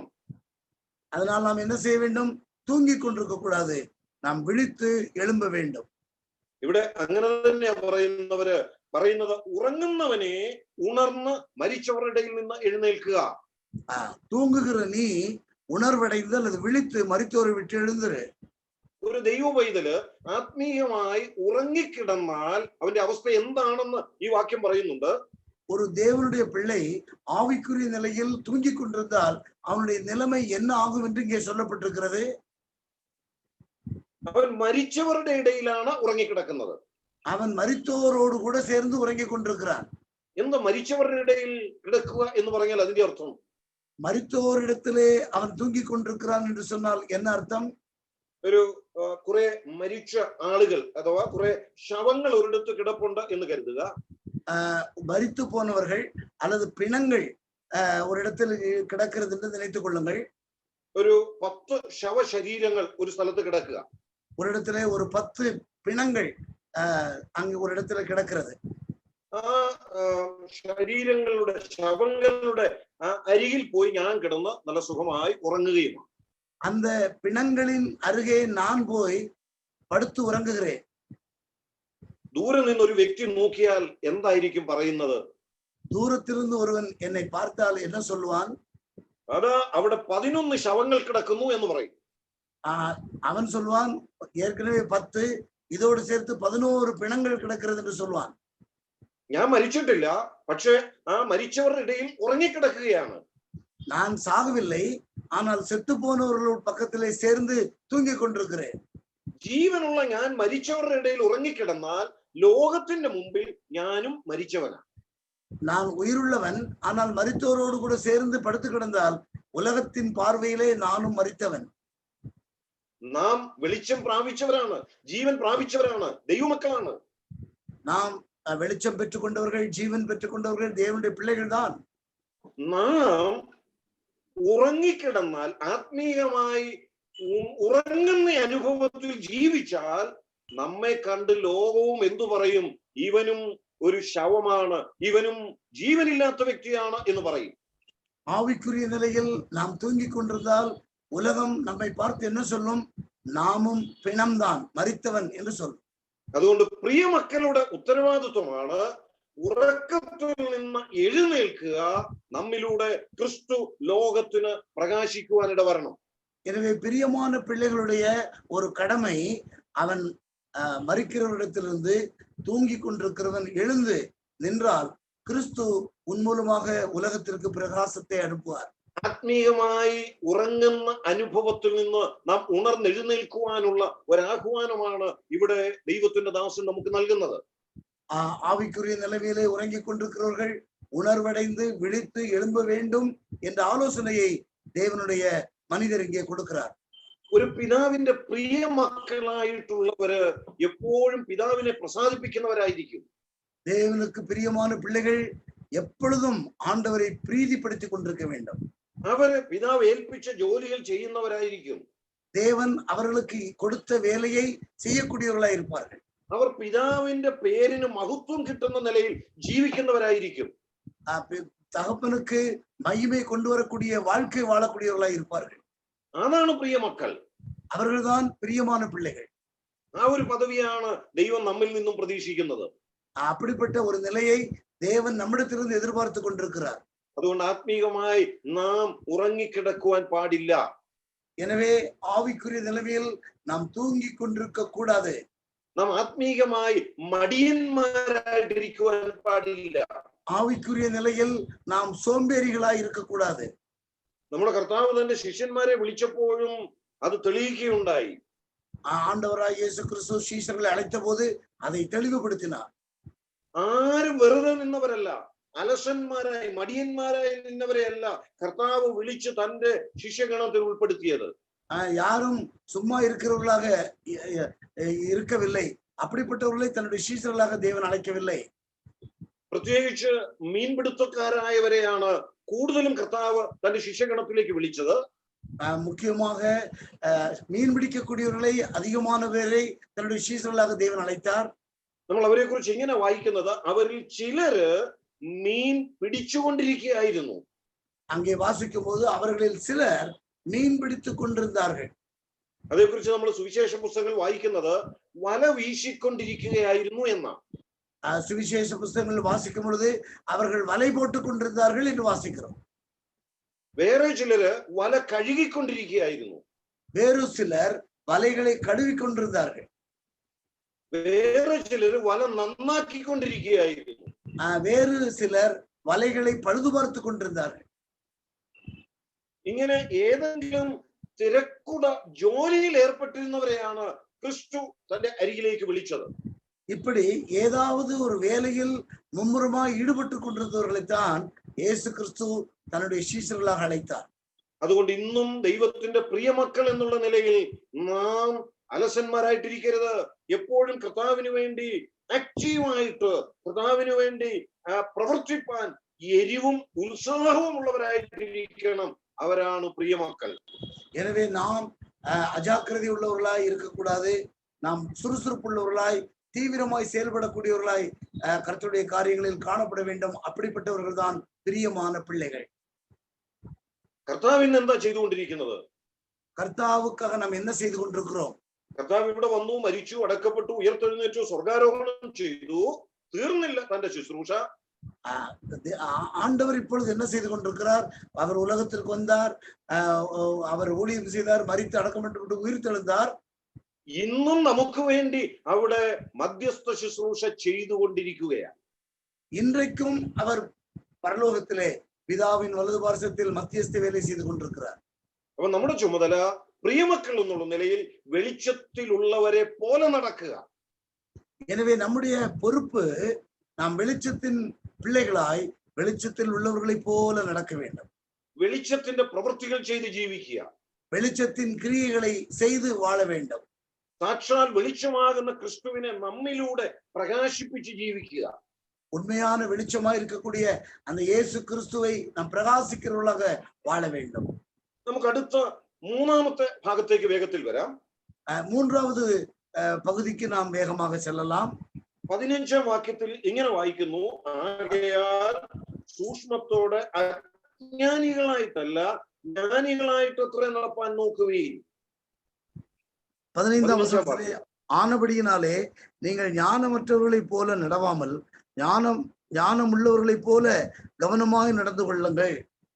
അവിടെ ജ്ഞാനികളായി നടക്കണം എന്നുള്ളൊരു നിർദ്ദേശമാണ് തരുന്നത്. அங்கே நாம் ஞானவான்களாய் நடக்க வேண்டும் என்ற நோக்கத்தில் சொல்லப்பட்டிருக்கிறது. ദൈവത്തിന്റെ പ്രിയ മക്കള് വിഡ്ഢികളായിട്ട് നടക്കുന്നവരല്ല, പോഷന്മാരായി നടക്കുന്നവരല്ല. தேவனுடைய பிரியமான பிள்ளைகள் மதியற்றவர்களாக முட்டாள்களாக நடக்கிறவர்கள் அல்ல. അവർ വിവേകത്തോടെ നടക്കുന്നവരാണ്, അവർ ജ്ഞാനത്തോടെ നടക്കുന്നവരാണ്. വിവേകമുള്ളവர்களായി ജാഗ്രതയായി ஞானமாய் നടக்க வேண்டும். ഇവിടെ അത് പറയുമ്പോൾ പ്രത്യേകം ശ്രദ്ധിക്കുക, അജ്ഞാനികളായിട്ടല്ല ജ്ഞാനികളായി തന്നെ നടപ്പി എന്ന് പറയുന്നത്. அங்கே வாசிக்கிறோம், ஞானமற்றவர்களைப் போல அல்லது அஞ்ஞானிகளைப் போல அல்லாமல் ஞானவான்களாய் நடக்க வேண்டும். അവിടെ അജ്ഞാനികളായിട്ടല്ല എന്നുള്ളതിന് ഇംഗ്ലീഷിൽ നമ്മൾ വായിക്കുന്നത് walk not as fools എന്നാണ്. നിങ്ങള് വിഡ്ഢികളെ പോലെ നടക്കരുത് എന്നാണ്. ஞானமற்றவர்களைப் போல என்று சொல்லப்பட்டிருக்கிறது. இங்கிலீஷிலே நாம் முட்டாள்களாக நடக்கக்கூடாது என்று சொல்லப்பட்டிருக்கிறது. ദൈവം ഇല്ല എന്ന് പറയുന്നവരെ വേദപുസ്തകം മൂഢന്മാരെന്നും വിഡ്ഢികളെന്നും പറയുന്നത്. கடவுள் இல்லை என்று சொல்லக்கூடியவர்களை மதிகேடன் என்று வேதம் சொல்லுகிறது. നമ്മള് മക്കളാണ്, എന്നാൽ ஞானത്തോടെ നടക്കുന്നില്ലെങ്കിൽ ആരാണ്? നാം വിഡ്ഢികളാണ്. நாம் தேவனுடைய பிள்ளைகள் தான், ஆனாலும் ஞானமாய் நடக்காவிட்டால் நாமும் முட்டாள்கள். ദൈവം ഇല്ല എന്ന് പറയുന്നവരെ വിശേഷിപ്പിക്കുന്ന പദമാണ് അവർക്ക് വേണ്ടി ഉപയോഗിച്ചിട്ടുള്ളത്. தேவன் இல்லை என்று சொல்லக்கூடியவர்களுக்கு பயன்படுத்தப்பட்ட அந்த வார்த்தை இப்படிப்பட்டவர்களுக்கு பயன்படுத்தப்படுகிறது. അതുകൊണ്ട് നാം അജ്ഞാനികൾ നടക്കരുത്, നാം ഫൂൾസ് ആയിട്ട് നടക്കരുത്, ஞானிகளாய் நடக்கணும். எனவே நாம் முட்டாள்களாக நடக்காமல் அஞ்ஞானிகளாக நடக்காமல் ஞானவான்களாய் நடக்க வேண்டும். അവരാണ് പ്രിയമക്കൾ. அப்படிப்பட்டவர்கள் தான் பிரியமான பிள்ளைகள். അവരുടെ 4 പ്രത്യേകതകൾ അടുത്ത് പറയുന്നുണ്ട്. அவர்கள் அப்படிப்பட்டவருடைய 4 குணாதிசயங்களை தொடர்ந்து சொல்லப்பட்டிருக்கிறது. നാം അടുത്ത് വായിക്കുമ്പോൾ 4 അല്ല 5 ഗുണങ്ങൾ പറയുന്നുണ്ട്. ഞാനത് 5 എടുത്ത് സൂചിപ്പിക്കാം. 5 குணாதிசயங்கள் சொல்லப்பட்டிருக்கிறது. 1 16-ാം വാക്യത്തിൽ പറയുന്നു, അവര് സമയം തക്കത്തിൽ ഉപയോഗിക്കുന്നവരായിരിക്കും. 16-ஆம் வசனத்தில் சொல்லப்பட்டிருக்கிறது. முதலாவது குறிப்பு, காலத்தை பிரயோஜனப்படுத்திக் கொள்ளக்கூடியவர்கள். ജ്ഞാനിയായി നടക്കുന്ന ഒരു വ്യക്തി സമയം തക്കത്തിൽ ഉപയോഗിക്കണം. ஒரு ஞானியாய் நடக்கக்கூடிய ஒருவன் நேரத்தை பயன்படுத்திக் கொள்ள வேண்டும். ഈ കാലഘട്ടത്തിൽ ഒരു പ്രത്യേകതയുണ്ട്. നമ്മൾ ഇപ്പം ജീവിക്കുന്ന കാലഘട്ടം, நாம் வாழ்கிற இந்த காலத்திலே ஒரு குறிப்பான காரியம் நடக்கிறது. കോവിഡിന്റെ കാലഘട്ടം എന്നാണ് നമ്മൾ ഇതിനെ പറയുന്നത്. நாம் இதை COVID-19 ஒரு யுகம் என்று சொல்லுகிறோம். നമുക്ക് പല സ്ഥലങ്ങളിലും ദൈവജനത്തിന് ഒന്നിച്ചു കൂടി വരാനായിട്ട് കഴിയുന്നില്ല. பல இடங்களிலே தேவனுடைய பிள்ளைகள் ஒன்றாக கூடி ஆராதிக்க முடியவில்லை. നാം മുൻപ് ചെയ്തതുപോലെ പരസ്യമായി സുവിശേഷ പ്രവർത്തനങ്ങളിൽ ഏർപ്പെടാൻ കഴിയുന്നില്ല. முன்பு செய்தது போல வெளியரங்கமாய் சுவிசேஷ ஊழியங்களை செய்ய முடியவில்லை. അതുകൊണ്ട് നമ്മൾ എന്ത് ചെയ്യണം? அதனால் நாம் என்ன செய்ய வேண்டும்? വെറുതെ ഇരുന്നാ മതി? சும்மா இருந்தா போதுமா? ഇനി എന്നേലും ഒക്കെ ഇതൊക്കെ മാറുമ്പോ നമുക്ക് വല്ലതൊക്കെ ചെയ്യാം. இந்த சூழ்நிலை மாறும், ஒரு நாள் மாறின பிறகு நாம் செய்யலாம். അങ്ങനെ ചിന്തിക്കേണ്ടവരാണോ നാം? அப்படி சிந்திக்கிறவர்களா நாம்? അല്ല, இல்லை. ഇവിടെ എന്താ പറയുന്നത്? ഈ സമയവും പ്രയോജനകരമായി ഉപയോഗിക്കണം. അതാണ് ഒരു ജ്ഞാനിയുടെ ലക്ഷണം. இந்த காலத்தையும் கூட பிரயோஜனமாய் பயன்படுத்திக் கொள்ள வேண்டும். இதுதான் ஒரு ஞானியினுடைய குணாதிசயம். അവരാണ് പ്രിയ മക്കൾ. அப்படிப்பட்டவர்கள் தான் பிரியமான பிள்ளைகள். ഇതെല്ലാം മാറട്ടെന്നും പറഞ്ഞ് അതുവരത്തേന് കയ്യും കെട്ടി വെറുതെ അലസന്മാരായിട്ടിരിക്കാനല്ല നമ്മെ കുറിച്ച് ദൈവം ആഗ്രഹിക്കുന്നത്. இந்த சூழ்நிலை மாறட்டும் என்று சொல்லி கைகளை கட்டி கொண்டு சோம்பேறிகளாய் இருக்க வேண்டும் என்று கர்த்தர் நம்மை எதிர்பார்க்கவில்லை. ഈ സമയത്ത് നമുക്ക് എന്ത് ചെയ്യാൻ കഴിയും കർത്താവിന് വേണ്ടി? இந்த காலகட்டத்தில் கர்த்தருக்காக நாம் என்ன செய்ய முடியும்? ദൈവം നമുക്ക് ആധുനിക സൗകര്യങ്ങൾ തന്നിട്ടുണ്ട്. ஆண்டவர் நமக்கு தேவையான சௌகரியங்கள் எல்லாம் கொடுத்திருக்கிறார். നമുക്ക് ഈ നിലയിലുള്ള ടെക്നോളജീസ് ധാരാളമായി വർദ്ധിപ്പിച്ച് ദൈവം തന്നിട്ടുണ്ട്. இந்த காலத்திற்கு ஏற்றபடியான நிறைய டெக்னாலஜிஸ் கர்த்தர் நமக்கு கொடுத்திருக்கிறார். നമുക്ക് എങ്ങനെ കർത്താവിന് വേണ്ടി പ്രയോജനപ്പെടാം, അതായിരിക്കണം നമ്മുടെ ചിന്തയും നമ്മുടെ പരിശ്രമവും. நம்முடைய சிந்தையும் நம்முடைய நோக்கமும் இந்த சூழ்நிலையிலும் நாம் இந்த காலத்தை எப்படி பயன்படுத்திக் கொள்ளலாம் என்று இருக்க வேண்டும். ഇവിടെ പറയുന്നു ഇത് ദുഷ്കാലമാണ് എന്ന്. இங்கே வாசிக்கிறோம் பொல்லாத காலம். തീർച്ചയായിട്ടും അത് ശരിയല്ലേ? ഇതൊരു ദുഷ്കാലം തന്നെയല്ലേ? அது உண்மைதானே? இந்த காலம் பொல்லாதது தானே? ലോകം മുഴുവൻ ഭയന്നിരിക്കുന്ന ഒരു കാലമാണ്. உலகம் முழுவதும் பயந்து கொண்டிருக்கக்கூடிய ஒரு காலம் இது. ആർക്കും കണ്ണുകൊണ്ട് കാണാൻ പറ്റാത്ത ഏതോ ഒരു ചെറിയ വൈറസിന്റെ മുൻപിൽ ലോകം മുഴുവൻ ഭയന്ന് വിറച്ചു നിൽക്കുക. யாரும் கண்ணால் பார்க்க முடியாத ஒரு மிகச்சிறிய வைரஸை கண்டு உலகம் முழுவதும் பயந்து கொண்டிருக்கிறது. ദുഷ്കാലത്തിലാണ് നാം ജീവിക്കുന്നത്. நாம் ஒரு பொல்லாத காலத்தில் ஜீவித்துக் கொண்டிருக்கிறோம். ഈ കാലത്തിന്റെ പ്രത്യേകത മനസ്സിലാക്കി ദൈവം നമുക്ക് തന്നിരിക്കുന്ന ഈ സമയം തക്കത്തിൽ ഉപയോഗിക്കുന്നവരാണ് പ്രിയമക്കൾ. இந்த காலகட்டத்தினுடைய சூழ்நிலைகளையும் புரிந்து கொண்டு இதை நாம் பயன்படுத்திக் கொள்வது தேவனுடைய பிரியமான பிள்ளைகளுடைய கடமை. അവരാണ് ജ്ഞാനത്തോടെ നടക്കുന്നവർ. அவர்கள்தான் ஞானவான்களாய் காணப்படுகிறவர்கள். രണ്ടാമത്തെ പ്രത്യേകതയും അതേ വാക്യത്തിൽ തന്നെ നാം വായിക്കുന്നുണ്ട്. 17-ാം വാക്യം നാം വായിക്കുന്നുണ്ട്. இரண்டாவது குணாதிசயத்தை 17ஆம் வசனத்தில் வாசிக்கிறோம். ബുദ്ധിഹീനരാകാതെ കർത്താവിന്റെ ഇഷ്ടം ഇന്നതെന്ന് ഗ്രഹിച്ചു കൊள்വീൻ. நீங்கள் மதியற்றவர்களாய் இராமல் கர்த்தருடைய சித்தம் இன்னதென்று உணர்ந்து கொள்ளுங்கள். രണ്ടാമത്തെ പ്രത്യേകത എന്താ? ദൈവ ഇഷ്ടം ഗ്രഹിച്ച് ജീവിക്കുന്നവരായിരിക്കും. இரண்டாவது குணாதிசயம் என்ன? தேவனுடைய சித்தத்தை அறிந்து வாழ வேண்டும். നമ്മൾ റോമലേഖനം 12-ാം അധ്യായത്തിന്റെ ആദ്യത്തെ വാക്യങ്ങളിൽ ഇങ്ങനെയാണ് വായിക്കുന്നത്. ரோமர் எழுதின நிருபம் 12ஆம் அதிகாரத்திலுள்ள முதல் 2 வசனங்களில் இப்படி வாசிக்கிறோம். ദൈവഹിതം ഇന്നതെന്ന് തിരിച്ചറിയേണ്ടതിന് മനസ്സു പുതുക്കി രൂപാന്തരപ്പെടുവീൻ. நீங்கள் தேவனுடைய சித்தம் இன்னதென்று அறிந்து கொள்ளும்படி மறுரூபம் அடையுங்கள். അപ്പൊ നമുക്ക് ഒരു മാനസാന്തര അനുഭവം ഉണ്ടാകിയെങ്കിലേ ദൈവഹിതം തിരിച്ചറിഞ്ഞ് ജീവിക്കാൻ കഴിയുള്ളൂ. நாம் ஒரு மனம் திரும்புகிற அனுபவம் இருந்தால்தான் கர்த்தருடைய சித்தம் என்னதென்று அறிந்து கொள்ள முடியும். നാം മാനസാന്തരപ്പെട്ടവരാണ്, നാം രക്ഷിക്കപ്പെട്ടവരുമാണ്. நாம் மனம் திரும்பினவர்கள், ரட்சிக்கப்பட்டவர்களும் கூட. ഇനിയും നാം രക്ഷിക്കപ്പെടേണ്ട ആവശ്യമില്ല. இனியும் ஒரு முறை கூட ரட்சிக்கப்பட வேண்டும் என்ற அவசியம் இல்லை. എന്നാൽ ഇനിയും നാം മാനസാന്തരപ്പെടേണ്ട ആവശ്യമുണ്ട്. ஆனால் இனியும் நாம் மனம் திரும்ப வேண்டிய காரணங்கள் உண்டு. നാം ദൈനംദിനം നമ്മുടെ ജീവിതത്തിൽ സംഭവിക്കുന്ന തെറ്റുകൾ ഓർത്ത് അനുദപിച്ച് ദൈവത്തിലേക്ക് മടങ്ങി വരുവാൻ ആവശ്യമുണ്ട്. நாம் நம்முடைய காரியங்களில், வாழ்க்கையில் நடக்கக்கூடிய காரியங்களை சிந்தித்து பார்த்து நாம் மனம் திரும்பி கர்த்தருடைய காரியங்களில் ஈடுபட வர வேண்டும். അങ്ങനെ മാനസാന്തര സ്വഭാവമുള്ളവർക്കാണ് ദൈവഹിതം തിരിച്ചറിയാൻ കഴിയുന്നത്. அப்படி மனம் திரும்புகிற சுபாவம் உடைய தேவனுடைய பிள்ளைகளுக்கு தான் தேவனுடைய சித்தத்தை அறிந்து கொள்ளக்கூடிய ஒரு நிலைமை ஏற்படும். അവരാണ് ജ്ഞാനത്തോടെ നടക്കുന്നവർ. அவர்கள்தான் ஞானமாய் நடக்கிறவர்கள். അവരാണ് പ്രിയമക്കൾ. அவர்கள்தான் பிரியமான பிள்ளைகள். അവരാണ് ദൈവത്തെ അനുകരിക്കുന്നവർ. அவர்கள்தான் தேவனை பின்பற்றுகிறவர்கள். അപ്പം എനിക്ക് എന്റേതായ ഇഷ്ടങ്ങളുണ്ട്. எனக்கு சொந்த விருப்பங்கள் அநேகம் உண்டு. എന്നെ കുറിച്ച് എന്റെ സ്നേഹിതർക്ക് ചില ഇഷ്ടങ്ങളുണ്ട്. என்னை குறித்து, என்னுடைய சிநேகிதர்களை குறித்து அநேக இஷ்டங்கள் உண்டு. എന്നെ കുറിച്ച് എന്റെ മാതാപിതാക്കൾക്ക് ചില ഇഷ്ടങ്ങളുണ്ട്. என்னை பற்றி என்னுடைய பெற்றோர்களுக்கு சில விருப்பங்கள் உண்டு. ഞാൻ ഇതിൽ ആരുടെ ഇഷ്ടത്തിനാണ് മുൻഗണന കൊടുക്കേണ്ടത്? நான் இதன் மத்தியில் யாருடைய விருப்பத்திற்கு முக்கியத்துவம் கொடுக்க வேண்டும்? ഇതൊന്നുമല്ല നാം മുൻഗണന കൊടുക്കേണ്ടത്. ദൈവ ഇഷ്ടത്തിനാണ് നാം നമ്മുടെ ജീവിതത്തിൽ മുൻഗണന കൊടുക്കേണ്ടത്. இந்த உலகத்தாருடைய இஷ்டங்கள், விருப்பங்களுக்கு முக்கியத்துவம் கொடுக்காமல் தேவனுடைய சித்தம் என்ன என்று அதற்கு நாம் முக்கியத்துவம் கொடுக்க வேண்டும். എന്നെ കുറിച്ചുള്ള ദൈവത്തിന്റെ ഇഷ്ടം എന്താണ്, ദൈവത്തിന്റെ പദ്ധതി എന്താണ്, അത് തിരിച്ചറിഞ്ഞ് അത് ഗ്രഹിച്ച് അതനുസരിച്ച് ജീവിക്കുന്നവരാണ് ஞானிகளாய் ജീവിക്കുന്നവർ. என்னை குறித்து தேவனுடைய சித்தம் என்ன, தேவன் என்னை குறித்து என்ன நோக்கம் வைத்திருக்கிறார் என்பதை நாம் பகுத்து அறிந்து வாழ வேண்டியவர்கள் தான் ஞானவான்கள். മൂന്നാമത്തെ പ്രത്യേകത അടുത്ത വാക്യത്തിൽ പറയുന്നുണ്ട്. அடுத்த வசனத்திலே அந்த மூன்றாவது குணாதிசயத்தை வாசிக்கிறோம். വീഞ്ഞു കുടിച്ച് മത്തരാകരുത്, അതിനാൽ ദുർനടപ്പുണ്ടാകുമല്ലോ. ആത്മാവ് നിറഞ്ഞവരായി സങ്കീർത്തനങ്ങളാലും സ്തുതികളാലും ആത്മീയ ഗീതങ്ങളാലും അഥവാ ആത്മനിറവിൽ ജീവിക്കുന്നവരാണ് ஞானிகளாய் ജീവിക്കുന്നവർ.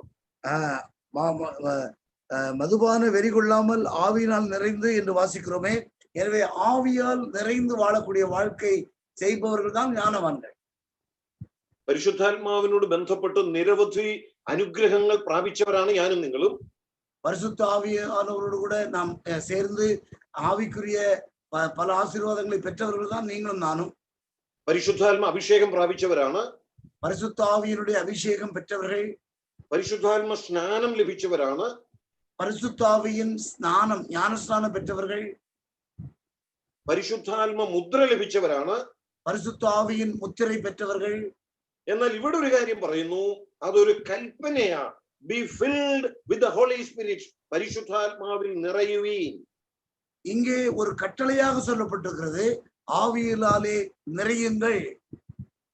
അതിന്റെ അർത്ഥം എന്താണ്? அதோட அர்த்தம் என்ன? നമുക്കൊരു ആത്മാവുണ്ട്, நமக்கு ஒரு ஆவி உண்டு. മറ്റു സകല സൃഷ്ടികളിൽ നിന്ന് വ്യത്യസ്തമായി മനുഷ്യർക്ക് മാത്രം ദൈവം തന്നിരിക്കുന്ന ഒരു പ്രത്യേക ഘടകമാണ് ആത്മാവ് എന്ന് പറയുന്നത്. மற்ற எல்லா ஜீவராசிகளுக்கும் இல்லாத ஒரு விசேஷமான ஒன்றை தேவன் நமக்கு கொடுத்திருக்கிறார், அதுதான் ஆத்மா. നാം ആ ആത്മാവിന് കീഴ്പ്പെട്ട് അല്ല നടക്കേണ്ടത്. நாம் அந்த ஆத்மாவிற்கு உட்பட்டு கீழ்ப்படிந்து நடக்கக்கூடாது. ആ ആത്മാവിന്റെ സഹായത്തിനായി നാം രക്ഷിക്കപ്പെട്ട നിമിഷം പരിശുദ്ധാത്മാവിനെ ദൈവം നമുക്ക് തന്നിട്ടുണ്ട്. நாம் அந்த ஆத்மாவை ஆதாயப்படுத்தும்படி நாம் ஆண்டவரை ஏற்றுக்கொண்ட போது, ரட்சிக்கப்பட்ட போது அந்த ஆத்மாவை நடத்துவதற்காக பரிசுத்த ஆவியானவர் கொடுக்கப்பட்டிருக்கிறார். ആ പരിശുദ്ധാത്മാവിന്റെ ആലോചനയ്ക്ക് കീഴ്പ്പെട്ട് പരിശുദ്ധാത്മാവിനാൽ നിയന്ത്രിക്കപ്പെടുന്ന ഒരു ജീവിതമാണ് എനിക്കും നിങ്ങൾക്കും ഉണ്ടായിരിക്കേണ്ടത്. அந்த பரிசுத்த ஆவியானவருடைய கட்டளைகளுக்கு உட்பட்டு பரிசுத்த ஆவியினால் நடத்தப்படக்கூடிய வாழ்க்கை நீங்களும் நானும் வாழ வேண்டும். ജ്ഞാനിയായി നടക്കുക എന്ന് പറഞ്ഞാൽ പരിശുദ്ധാത്മ നിറവിൽ ജീവിക്കുക എന്നാണ്. ஞானமாய் நடக்க வேண்டும் என்று சொன்னால் பரிசுத்த ஆவியினால் நிரப்பப்பட்டு நடக்க வேண்டும். നാലാമത്തെ പ്രത്യേകതയും അതിന്റെ അടുത്ത വാക്യത്തിൽ നമ്മൾ വായിക്കുന്നുണ്ട്. നാലാമത്തെ വാക്യം, നാലാவது குணாதிசயத்தை അടുത്ത 20ஆம் வசனத்திலே வாசிக்கிறோம். ദൈവത്തിന് എല്ലായ്പ്പോഴും എല്ലാറ്റിനു വേണ്ടിയും സ്തോത്രം ചെയ്തുകൊള്ളുവീൻ. கர்த்தராகிய இயேசு கிறிஸ்துவின் நாமத்திலே எப்பொழுதும் எல்லாவற்றுக்காகவும் பிதாவாகிய தேவனை ஸ்தோத்திரியுங்கள்.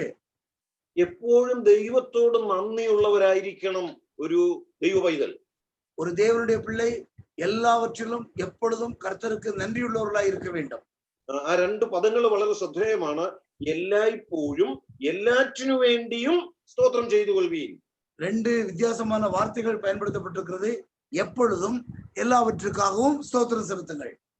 എബ്രായ ലേഖനം 13ആം അധ്യായത്തിലും നാം ഇങ്ങനെ വായിക്കുന്നുണ്ട്. எபிரேயருக்கு எழுதின நிருபம் 13ஆம் அதிகாரத்தில் இப்படி வாசிக்கிறோம். അധരഫലം എന്ന സ്തോത്രയാഗം അർപ്പിപ്പീൻ. உதடுகளின் கனியாகிய ஸ்தோத்திர பலியை நீங்கள் செய்யுங்கள். എന്തോ ഈ പറയുന്നതിന്റെ അർത്ഥം? அதோட அர்த்தம் என்ன? ദൈവത്തോട് നന്ദിയുള്ളവരായിരിക്കണം. ஆண்டவருக்கு நன்றியுள்ளவர்களாக வாழ வேண்டும். നമ്മൾ ഇങ്ങനെ വായിക്കും, നിങ്ങളുടെ ആവശ്യങ്ങൾ സ്തോത്രത്തോടുകൂടി ദൈവത്തോട് അറിയിക്കുന്നവരായിരിക്കണം എന്നാണ്. நாம் இப்படி வாசிக்கிறோம், உங்கள் தேவைகள் எல்லாம் ஸ்தோத்திரத்தோட கூடிய ஜெபத்தினாலே தெரியப்படுத்துங்கள். നമ്മെ ദൈവം രക്ഷിച്ചതിന് സ്തോത്രം പറയണം. ஆண்டவர் நம்மை ரட்சித்ததற்காக ஸ்தோத்திரம் சொல்ல வேண்டும். ഈ കോവിഡ് കാലത്ത് നമ്മെ ദൈവം നടത്തുന്നതിന് സ്തോത്രം പറയണം. இந்த COVID-19 காலத்திலே தேவன் நம்மை பாதுகாத்து நடத்துவதற்கு தேவனுக்கு ஸ்தோத்திரம் செலுத்த வேண்டும். ഈ പ്രതിസന്ധികളുടെ നടുവിലും ദൈവവചനം കേൾക്കാൻ ദൈവം അവസരം തരുന്നു. ദൈവത്തിന് സ്തോത്രം പറയണം. இந்த எதிரான சூழ்நிலைகள் மத்தியிலும் தேவனுடைய வசனத்தை கேட்பதற்கு தேவன் கொடுத்திருக்கிற வாய்ப்பிற்காக ஸ்தோத்திரம் செலுத்த வேண்டும். ദൈവത്തോട് നന്ദിയുള്ളവരായി ജീവിക്കുന്നവരാണ് ജ്ഞാനികൾ. தேவனுக்கு நன்றியுள்ளவர்களாய் ஜீவிப்பவர்கள் தான் ஞானவான்கள். അവരാണ് പ്രിയമക്കൾ. அவர்கள்தான் பிரியமான பிள்ளைகள். അടുത്ത ഒരു കാര്യം കൂടി 21ആം വാക്യത്തിൽ വായിക്കുന്നുണ്ട്. 21ஆம் வசனத்தில் இன்னொரு காரியத்தை வாசிக்கிறோம். ക്രിസ്തുവിന്റെ ഭയത്തിൽ അന്യോന്യം കീഴ്പ്പെട്ടിരിപ്പീൻ. தெய்வ பயத்தோட ஒருவருக்கொருவர் கீழ்ப்படிந்திருங்கள். അന്യോന്യം ബഹുമാനിച്ചും കീഴ്പ്പെട്ടും ഇരിക്കുന്ന ഒരു അനുഭവം. ஒருவருக்கொருவர் கனம் பண்ணவும் கீழ்ப்படியவும் கூடிய ஒரு அனுபவம். നാം ഫിലിപ്പി ലേഖനത്തിൽ ഇങ്ങനെയാണ് വായിക്കുന്നത്. பிலிப்பியர் நிருபத்தில் நாம் இப்படி வாசிக்கிறோம். ഓരോരുത്തൻ മറ്റുള്ളവനെ തന്നെക്കാൾ ശ്രേഷ്ഠനെന്ന് എണ്ണിക്കൊള്ളുവീൻ. ஒவ்வொருவரும் பிறரை தன்னை விட மேலாக கனம் பண்ண வேண்டும். എന്റെ കൂട്ടു സഹോദരൻ എന്നേക്കാൾ ശ്രേഷ്ഠനായവനാണ്. என்னுடைய உடன் சகோதரன் என்னை விட உயர்ந்தவர். ഒരുപക്ഷെ കൃപാവരങ്ങളിൽ വ്യത്യാസമുണ്ടായിരിക്കാം, ஒருவேளை கிருபா வரங்களில் வித்தியாசம் இருக்கலாம், ശുശ്രൂഷകളിൽ വ്യത്യാസമുണ്ടായിരിക്കാം, ஊழியங்களில் வித்தியாசம் இருக்கலாம். പക്ഷെ ക്രിസ്തുവിൽ നാം സഹോദരങ്ങളാണ്. ஆனால் கிறிஸ்துவில் நாம் எல்லாரும் சகோதரர்கள். നാം അന്യോന്യം ബഹുമാനിക്കുവാൻ കടപ്പെട്ടവരാണ്. ஒருவரை ஒருவர் கனம் பண்ண கடமைப்பட்டிருக்கிறோம். അന്യോന്യം കീഴ്പ്പെട്ടിരിക്കുവാൻ കടപ്പെട്ടവരാണ്. ஒருவருக்கொருவர் கீழ்ப்படிய கடமைப்பட்டிருக்கிறோம். മറ്റുള്ളവർക്ക് ക്രിസ്തുവിൽ നാം കീഴ്പ്പെടണമെങ്കിൽ ക്രിസ്തു കാണിച്ച ഒരു മാതൃക നമ്മിൽ ഉണ്ടായിരിക്കണം. ഏതാണത്? താഴ്മ. மற்றவர்களுக்கு கிறிஸ்துவுக்குள்ளாக நாம் கீழ்ப்படிய வேண்டுமானால் கிறிஸ்துவிடத்தில் காணப்பட்ட ஒன்று நம்மிடத்தில் காணப்பட வேண்டும். அது என்ன? தாழ்மை. ആ സ്വഭാവം അനുകരിക്കുന്നവർക്കാണ് അന്യോന്യം കീഴ്പ്പെടുവാൻ കഴിയുന്നത്. அந்த சுபாவத்தை கடைபிடிக்கிறவர்களுக்கு தான் ஒருவருக்கொருவர் கீழ்ப்படிய முடியும். ജ്ഞാനിയായി നടക്കുക എന്ന് പറഞ്ഞാൽ എന്താണ് എന്ന് 5 കാര്യങ്ങളാണ് ഞാൻ സൂചിപ്പിച്ചത്. ஞானவான்களாய் நடப்பது என்று சொன்னால் 5 காரியங்களை நான் சுட்டிக்காட்டினேன். ഒന്ന്, സമയം തക്കത്തിൽ ഉപയോഗിക്കുന്നവരായിരിക്കും. ஒன்று, காலத்தை சரியாக பயன்படுத்திக் கொள்ள வேண்டும். 2, ദൈവഹിതം ഗ്രഹിച്ച് ജീവിക്കുന്നവരായിരിക്കും. இரண்டாவது, தேவனுடைய சித்தத்தை அறிந்து வாழ வேண்டும். 3, ആത്മനിറവിൽ ജീവിക്കുന്നവരായിരിക്കും. மூன்றாவது, பரிசுத்த ஆவியில் நிறைந்து வாழ வேண்டும். 4, ദൈവത്തോട് നന്ദിയുള്ളവരായി ജീവിക്കുന്നവരായിരിക്കും. நாலாவது, ஆண்டவருக்கு நன்றி செலுத்தி ஜீவிக்க வேண்டும். 5, അന്യോന്യം കീഴ്പ്പെടുന്നവരായിരിക്കും. ஐந்தாவது, ஒருவருக்கொருவர் கீழ்ப்பிடித்தவர்களாய் இருக்க வேண்டும். ഈ സ്വഭാവ പ്രത്യേകതകൾ എല്ലാം നമുക്ക് കാണാൻ കഴിയുന്നത് ഒരു വ്യക്തിയില, അതാണ് ക്രിസ്തു. இந்த எல்லா சுபாவங்களையும் ஒருவரிடத்தில் நாம் பார்க்க வேண்டுமானால் அவர்தான் இயேசு கிறிஸ்து. സമയം തക്കത്തിൽ ഉപയോഗിച്ചവനാണ് നമ്മുടെ കർത്താവ്. காலத்தை சரியாக பயன்படுத்தி கொண்டவர் நம்முடைய ஆண்டவர். കാലത്തെ തക്ക സമയത്ത് നമ്മുടെ രക്ഷയ്ക്കായി മനുഷ്യവേഷം എടുത്തു വന്നവനാണ്. ஏற்ற சமயத்தில் நம்முடைய ரட்சிப்புக்காக பரலோகத்திலிருந்து வந்தவர் அவர். ദൈവ ഇഷ്ടം, പിതാവിന്റെ ഇഷ്ടം തികച്ചു ജീവിച്ചവനാണ് കർത്താവ്. பிதாவினுடைய சித்தத்தை நிறைவேற்றி வாழ்ந்தவர் இயேசு கிறிஸ்து. ആത്മനിറവിൽ തന്നെ ജീവിച്ചവനാണ് നമ്മുടെ കർത്താവ്. ஆவியின் நிறைவிலே வாழ்ந்தவர் நம்முடைய ஆண்டவர். എപ്പോഴും പിതാവിന് നന്ദി പറഞ്ഞ് നന്ദിയോടെ ജീവിച്ചവനാണ് കർത്താവ്. பிதாவாகிய தேவனுக்கு நன்றியுள்ளவராக நன்றி தெரிவித்து வாழ்ந்தவர் இயேசு கிறிஸ்து. മറ്റുള്ളവരെ മാനിച്ച് താഴ്മയുടെ സ്വഭാവത്തിൽ ജീവിച്ചവനാണ് നമ്മുടെ കർത്താവ്. மற்றவர்களை கனம் பண்ணி தாழ்மை என்ற சுபாவத்தோடு வாழ்ந்தவர் இயேசு கிறிஸ்து. ആ ക്രിസ്തുവിനെയാണ് നാം അനുകരിക്കേണ്ടത്. அந்த இயேசு கிறிஸ்துவை தான் நாம் பின்பற்ற வேண்டும். ക്രിസ്തു ജ്ഞാനത്തോടെ നടന്നവനാണ്. கிறிஸ்து ஞானத்தோடு நடந்தார். ക്രിസ്തു വെളിച്ചമായി നടന്നവനാണ്. ஆண்டவராய் இயேசு கிறிஸ்து வெளிச்சமாய் நடந்தார். ക്രിസ്തു ശരിയായ സ്നേഹം വെളിപ്പെടുത്തി നടന്നവനാണ്. அவர் ഉண்மையான അன்பை வெளிப்படுத்தி நடந்தவர். ആ ക്രിസ്തുവിനെയാണ് നാം അനുകരിക്കേണ്ടത്. அந்த இயேசு கிறிஸ்துவை தான் நாம் பின்பற்ற வேண்டும். ഇനി ഈ ജ്ഞാനം എന്ന് പറഞ്ഞാൽ എന്താ? ഇത് എവിടുന്നാ നമുക്ക് കിട്ടുന്നത്? இந்த ஞானம் என்றால் என்ன? அது எங்கிருந்து நமக்கு கிடைக்கும்?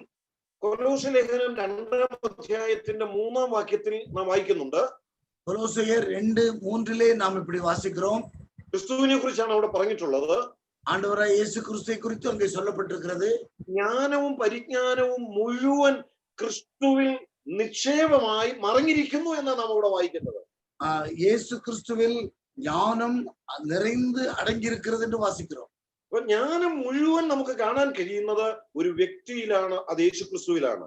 இந்த ஞானத்தை முழுமையாக நாம் பார்க்கக்கூடிய ஒருவர் இயேசு கிறிஸ்து. നമുക്ക് ദൈവം തന്നിട്ടുള്ള പരിശുദ്ധാത്മാവിനെ കുറിച്ച് നാം എന്താ വായിക്കുന്നത്? நமக்கு கொடுக்கப்பட்டிருக்கிற பரிசுத்த ஆவியானவரை குறித்து நாம் என்ன வாசிக்கிறோம்? എഫേസ്യ ലേഖനം 1-ാം അധ്യായം 17-ാം വാക്യത്തിൽ ഇങ്ങനെയാണ് പറയുന്നത്. எபேசியர் 1:17 இப்படி வாசிக்கிறோம். നമുക്ക് നൽകിയിരിക്കുന്നത് സ്പിരിറ്റ് ഓഫ് വിസ്ഡം, ജ്ഞാനത്തിന്റെ ആത്മാവിനെയാണ്. அவர் ஞானத்தின் ஆவியை கொடுத்திருக்கிறார். അപ്പൊ ക്രിസ്തുവിലാണ് നാം ജ്ഞാനം കാണുന്നത്. യേശു ക്രിസ്തുവിൽ ജ്ഞാനത്തെ നാം കാണ முடியும். നമുക്ക് തന്നിരിക്കുന്ന ആത്മാവ് ജ്ഞാനത്തിന്റെ ആത്മാവാണ്. നമുക്ക് കൊടുക്കപ്പെട്ടിരിക്കുന്ന ആവിയാനവർ ജ്ഞാനത്തിൻ ആവി. 2 തിമോത്തിയോസ് 3-ാം അധ്യായത്തിന്റെ 14-ാം വാക്യത്തിൽ നാം വായിക്കുന്നു. 2 തിമോത്തേയു 3:14 നാം இப்படி വാസിக்கிறோம். നമ്മെ രക്ഷയ്ക്ക് ജ്ഞാനിയാക്കുവാൻ മതിയായ തിരുവെഴുത്ത് എന്ന്. നമ്മെ രക്ഷിപ്പുക്കേറ്റ ജ്ഞാനമുള്ളവர்களாய் മാറ്റக்கூடிய തിരുവചനം. അപ്പൊ തിരുവെഴുത്തിലൂടെയാണ് നമുക്ക് ശരിയായ ജ്ഞാനം മനസ്സിലാക്കാൻ കഴിയുന്നത്. எனவே வேத வசனத்தின் மூலமாய் சரியான ஞானம் நமக்கு கிடைக்கிறது. ഞാനത് ഒന്നുകൂടെ ആവർത്തിച്ചു പറയാം. இன்னும் ஒரு முறை கூட கொஞ்சம் விவரித்து சொல்லுகிறேன். ക്രിസ്തുവിലാണ് ജ്ഞാനം മുഴുവൻ നമുക്ക് കാണാൻ കഴിയുന്നത്. യേശു ക്രിസ്തുവിൽ മുഴു ജ്ഞാനത്തെയും നമ്മൾ பார்க்க முடியும். ദൈവാത്മാവ് ജ്ഞാനത്തിന്റെ ആത്മാവാണ്. പരിശുദ്ധ ആവിയാനവർ ജ്ഞാനത്തിൻ ആവി. തിരുവെഴുത്താണ് ജ്ഞാനം നമുക്ക് പകർന്നു നൽകുന്നത്. இந்த வேத வசனம் அந்த ஞானத்தை நமக்கு பகிர்ந்தளிக்கிறது. അപ്പൊ ജ്ഞാനിയായി നടക്കുക എന്ന് പറഞ്ഞാൽ എന്താ അതിന്റെ അർത്ഥം? அப்படியானால் ஞானவானாய் நடக்க வேண்டும் என்று சொன்னால் என்ன அர்த்தம்? ക്രിസ്തുവിൽ ജീവിക്കുക, യേശു ക്രിസ്തുവിൽ வாழ வேண்டும், ദൈവാത്മാവിന് കീഴ്പ്പെട്ട് ജീവിക്കുക, பரிசுத்த ஆவியானவருக்கு கீழ்ப்படிந்து ஜீவிக்க வேண்டும், ദൈവ വചനപ്രകാരം ജീവിക്കുക. தேவனுடைய வசனத்திற்கு ஏற்றபடி ஜீவிக்க வேண்டும். അതാണ് ഒരു ജ്ഞാനിയുടെ ലക്ഷണം. ஒரு ஞானியினுடைய லட்சணம் இதுதான். അതാണ് ക്രിസ്തു കാണിച്ചു തന്ന മാതൃക. ஆண்டவர் நமக்கு இயேசு கிறிஸ்து காண்பித்த ஒரு மாதிரி இதுதான். നിങ്ങൾ പ്രിയമക്കൾ എന്ന പോലെ ദൈവത്തെ അനുകരിപ്പീൻ. நீங்கள் பிரியமான பிள்ளைகளைப் போல தேவனை பின்பற்றுங்கள். നമുക്ക് അനുകരിക്കാൻ കൊള്ളാവുന്ന നല്ല മാതൃക ക്രിസ്തുവിലാണ് നമുക്ക് ലഭിക്കുന്നത്. நாம் பின்பற்றுவதற்கான ஒரு நல்ல முன்மாதிரி ஆண்டவராகிய இயேசு கிறிஸ்து. ക്രിസ്തു നമുക്ക് കാണിച്ച മാതൃക പ്രകാരം നാം സ്നേഹത്തിൽ നടക്കുന്നവരായിരിക്കണം, നാം വെളിച്ചത്തിൽ നടക്കുന്നവരായിരിക്കണം, നാം ജ്ഞാനത്തിൽ നടക്കുന്നവരായിരിക്കണം.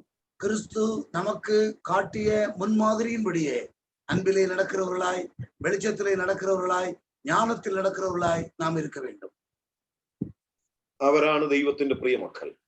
இப்படிப்பட்டவர்கள் தான் தேவனுடைய பிரியமான பிள்ளைகள். നാം മക്കളോ പ്രിയമക്കളോ? நாம் பிள்ளைகளா அல்லது பிரியமான பிள்ளைகளா? നാം എല്ലാവരും ദൈവത്തിന്റെ മക്കളാണ്. நாம் எல்லாரும் தேவனுடைய பிள்ளைகள் தான். രക്ഷിക്കപ്പെട്ടവരെല്ലാം ദൈവമക്കളാണ്. ரட்சிக்கப்பட்ட எல்லாரும் தேவனுடைய பிள்ளைகள் தான். പക്ഷെ എല്ലാവരും പ്രിയമക്കളല്ല.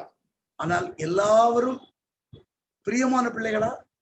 ക്രിസ്തുവിനെ അനുകരിക്കുന്നവരാണ് പ്രിയമക്കൾ. இயேசு கிறிஸ்துவை பின்பற்றக்கூடியவர்கள் பிரியமான பிள்ளைகள். പ്രിയമക്കൾ എന്നുള്ള നിലയിൽ നമുക്ക് ദൈവത്തെ അനുകരിക്കാം, കർത്താവിന് പ്രസാദകരമായി നമുക്ക് ജീവിക്കാം. ഈ 2 ദിവസം കേട്ട ചിന്തകളും അതിന് ഒരു സഹായമായി തീരട്ടെ എന്ന് ആഗ്രഹിക്കുന്നു, പ്രാർത്ഥിക്കുന്നു. ദൈവനാമം വാഴ്ത്തപ്പെടുമാറാകട്ടെ. தேவனுக்கு பிரியமான பிள்ளைகளாக நாம் ஜீவிப்போம், தேவனை பின்பற்றுவர்களாக நாம் ஜீவிப்போம். இந்த 2 நாள் கேட்ட வசனங்கள் மூலமாய் நாம் தேவனுக்கு பிரியமான ஒரு வாழ்க்கை வாழ தேவன் உதவி செய்வாராக. Be followers of God as dear children. Be followers of God as dear children. In Ephesians chapter 5 verse 1 we have meditated upon, and that passage and that chapter we have seen how to be followers and how to be as dear children. And for that, as children we have to walk in love as Christ loved us. As children we have to walk in light as Christ is the light of this world. As dear children we have to walk in wisdom of God in Christ Jesus. We have to be, all of us like to be called loving children, dear children. We all like to be called in a loving way. So even this evening time, the beautiful thoughts, beautiful, wonderful message, Bible study has come to us on how to walk a Christ-like walk. And this is an important aspect in our Christian life, because walking is a practical issue. It is not just sitting in one place and doing. We have to do something. So how to do the labor for the Lord? If we have only the love of Christ, the light of Christ, and the wisdom of God in Christ, then only we can do what God wants us to do, or else we'll fail miserably and we will be in a lot behind.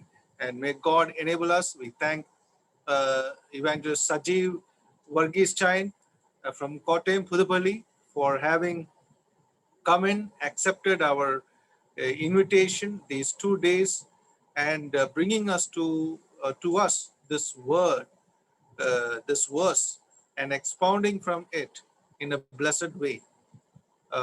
We praise God for what God has done through him, and may God use him in various places wherever he goes, that the name of the Lord would be glorified much. We are living in a coronavirus time, as it was told. Let us give glory to God for this Bible study. We thank once again our dear Chain, Sajeev Varghese from Kottayam. Now we also thank Brother Evangelist Charles Benny from Purel Assembly in Chennai. And we praise God for how God has used him even this day. He is shepherding that assembly, and may the love of God be seen in him also. And we thank God for God has enabled him to translate. We thank you, Brother Charles Benny, for this time that God has used you. And we thank also Brother Paul Caleb from Madipagam Christian Assembly in Chennai. And he had come and sang 2 songs, 2 blessed songs. Those who have missed, you have missed a lot.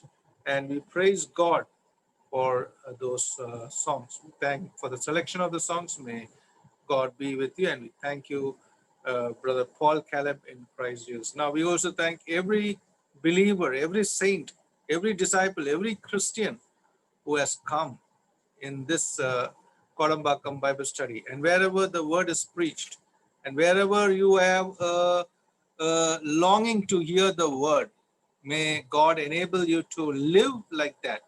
That is the main reason for going ahead with all our Bible studies, to live as Christ lived. So this message, this Bible study has been apt, suitable for that same thing, to live as Christ did. So let us try to rectify ourselves if we have gone anywhere wrong. Let us try to correct ourselves and go, instead of blaming others, instead of finding faults in others, let us continue to run the race with a positive attitude in doing a good labor for God in Christ Jesus. Now, we have come to the end of the meeting. We thank every one of you for joining in. May God use you also very much in the days to come. You have encouraged us. You have really put in your presence, and definitely your time invested is more than silver or gold. And we know it is more valuable. We praise God for your presence. Now, we have come to the close of this 147th Bible Kodambakam Zoom Bible Study meeting. May the Lord enable us to proceed to the 148th, and may the Lord enable us to understand the essence of what we are studying in a better way. For the closing prayer, I request Brother Ebenezer from Kodungayur Christian Assembly in Chennai to close in with a word of prayer. Over to Brother Ebenezer, the evangelist in Kodungayur Christian Assembly, to close in with a word of prayer and also benediction. Okay, ஜெபம் பண்ணலாம். அன்புள்ள பரலோக பிதாவே, உம்முடைய குமாரனும் எங்களுடைய கர்த்தரும் இரட்சகரும் மீட்பருமாகிய இயேசு கிறிஸ்துவின் மூலம் நாங்கள் நன்றியோடு துதிக்கிறோம், ஸ்தோத்திரிக்கிறோம். இந்த நாள் முழுவதும் எங்களை கண்ணின் முன்னில பாதுகாத்து ஸ்தோத்திரம். எங்களை எல்லாவற்றுக்கும் மேலாக எங்களை பாவத்திலும் அக்கிரமத்திலும் எங்களை மீட்டுக்கொண்டு கர்த்தாவே, இந்த சாயந்தர வேளையிலே இந்த ஜூம் மீட்டிங் மூலம் நாங்கள் கலந்து கொள்ளவும் உம்மை பாடி துதிக்க வந்த பெரிய கிருபைக்கா ஸ்தோத்திரம். இப்போது உம்முடைய ஜீவனுள்ள வார்த்தைகளை நாங்கள் கேட்டோம் ஆண்டவரே. நாங்கள் பிரியமான பிள்ளைகள், நாங்கள் எல்லாரும் ரட்சிக்கப்பட்ட எல்லாருமே தேவனுடைய பிள்ளைகள், அதுல எந்த சந்தேகம் இல்லை. ஆனால் நாங்கள் பிரியமான பிள்ளைகளாக இருக்கிறோமா? எல்லாரும் பிரியமான பிள்ளைகள் அல்ல என்பதை நாங்கள் கேட்டோம் ஆண்டவரே. நாங்கள் பிரியமான பிள்ளைகளாக உம்மை பின்பற்றுவர்களாக கர்த்தாவே உம்முடைய ஆவியிலே நாங்கள் நடந்து உம்முடைய வேத வசனத்தின்படி நடக்க எங்களுக்கு வேண்டிய எல்லா கிருபை தாரும் ஆண்டவரே. நாங்கள் முற்காலத்தில் நாங்கள் எப்படி இருந்தோம்? இருளில் இருந்தோம், இருட்டாகவே நாங்கள் இருந்தோம், அந்தகாரமாக இருந்தோம் என்று நாங்கள் பார்த்தோம் ஆண்டவரே. எங்களுடைய நிலைமை எப்படி இருந்தது? ஆனால் இப்பொழுது எங்களை ஒளியின் பிள்ளைகளாக கர்த்தாவே எங்களை நீர் மாற்றினீர். அல்லேலூயா, ஸ்தோத்திரம் ஆண்டவரே. இப்படிப்பட்ட நாங்கள் எப்படி நடக்க வேண்டும்? தூங்குகிற நாங்கள் மரித்தோரை விட்டு எழுந்து ஞானம் உள்ளவர்களாக, அன்புள்ளவர்களாக, தாழ்மை உள்ளவர்களாக கர்த்தாவே நாங்கள் நம்மை மகிமைப்படுத்தி கொண்டு கிறிஸ்தவர்களாக, பிரியமான பிள்ளைகளாக கர்த்தாவே வாழ எங்களுக்கு உதவி செய்யணும். கர்த்தாவே நாங்கள் ரட்சிக்கப்பட்டிருக்கிறோம், இனி ரட்சிக்கப்பட வேண்டாம். ஆனால் அனுதினமும் நாங்கள் மனம் திரும்பி முன்னேறி செல்ல வேண்டிய எல்லா கிருபை தாரும் ஆண்டவரே. ஆண்டவரே, இப்படி நல்ல செய்திகளை ஆண்டவரே கேட்கிற பெரிய கிருபைக்கா ஸ்தோத்திரம். தேவனுடைய வசனத்தை கேட்கிறவனும் வாசிக்கிறவனும் கைக்கொள்ளுவனும் பாக்கியவான். ஆண்டவரே, நாங்கள் இதை வாசிக்கவும் கேட்கவும் கைக்கொள்ளவும் உங்களுடைய ஆசீர்வாதத்தை பெற்றுக்கொள்ள பெரிய கிருபைக்கா ஸ்தோத்திரம். அது வர்க்கீசங்களையும் ஆண்டவரே நீர் எடுத்து பிரயோஜனப்படுத்தினீர். ஆண்டவரே, சார்லஸ் பெண்ணியானனுக்காக ஜெபிக்கிறோம். அவர்களை நீர் ஆண்டவரே வல்லமை எடுத்து பிரயோஜனப்படுத்தினீர். காலைபையும் ஆண்டவரே நல்ல பாடல்கள் பாட உதவி செய்தி ஸ்தோத்திரம். ஜான்சன் பிரதம் ஆண்டவரே, இந்த மீட்டிங் அநேக நாட்களாக, அநேக மாதங்களாக அநேகருக்கு பிரயோஜனமாக நடத்தி வருகிற பெரிய கிருபிக்கா ஸ்தோத்திரம். தொடர்ந்து அவரை எடுத்து பிரயோஜனப்படுத்திடலாம். துதி கன மகிமையெல்லாம் உமக்கே செலுத்துகிறோம். இயேசு கிறிஸ்து மூலம் ஜெபங்கள் நல்ல பிதாவே, ஆமென். நம்முடைய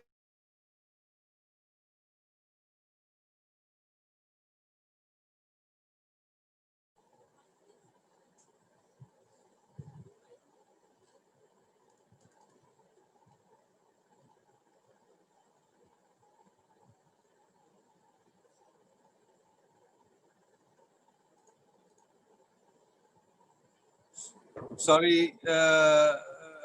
brother Ebenezer from Kodunge Christian Assembly. My son accidentally muted you during the benediction. Let's pray for the benediction. May the love of God, the Father, the grace of the Lord Jesus Christ, and the fellowship of the Holy Spirit be with each one of us now and forevermore. Amen. Thank you, dear brother Ebenezer, for the closing prayer. May the love of God be with each one of us, and especially with brother Sajeev Varghese Chain from Kottayam and brother Charles Benny for this time that God has used both of you in with the word, and also brother Paul Caleb and each one of you for having joined in. May the good Lord be with us. God willing, we shall meet tomorrow evening at the same time at 6:45. Till then, may God bless us.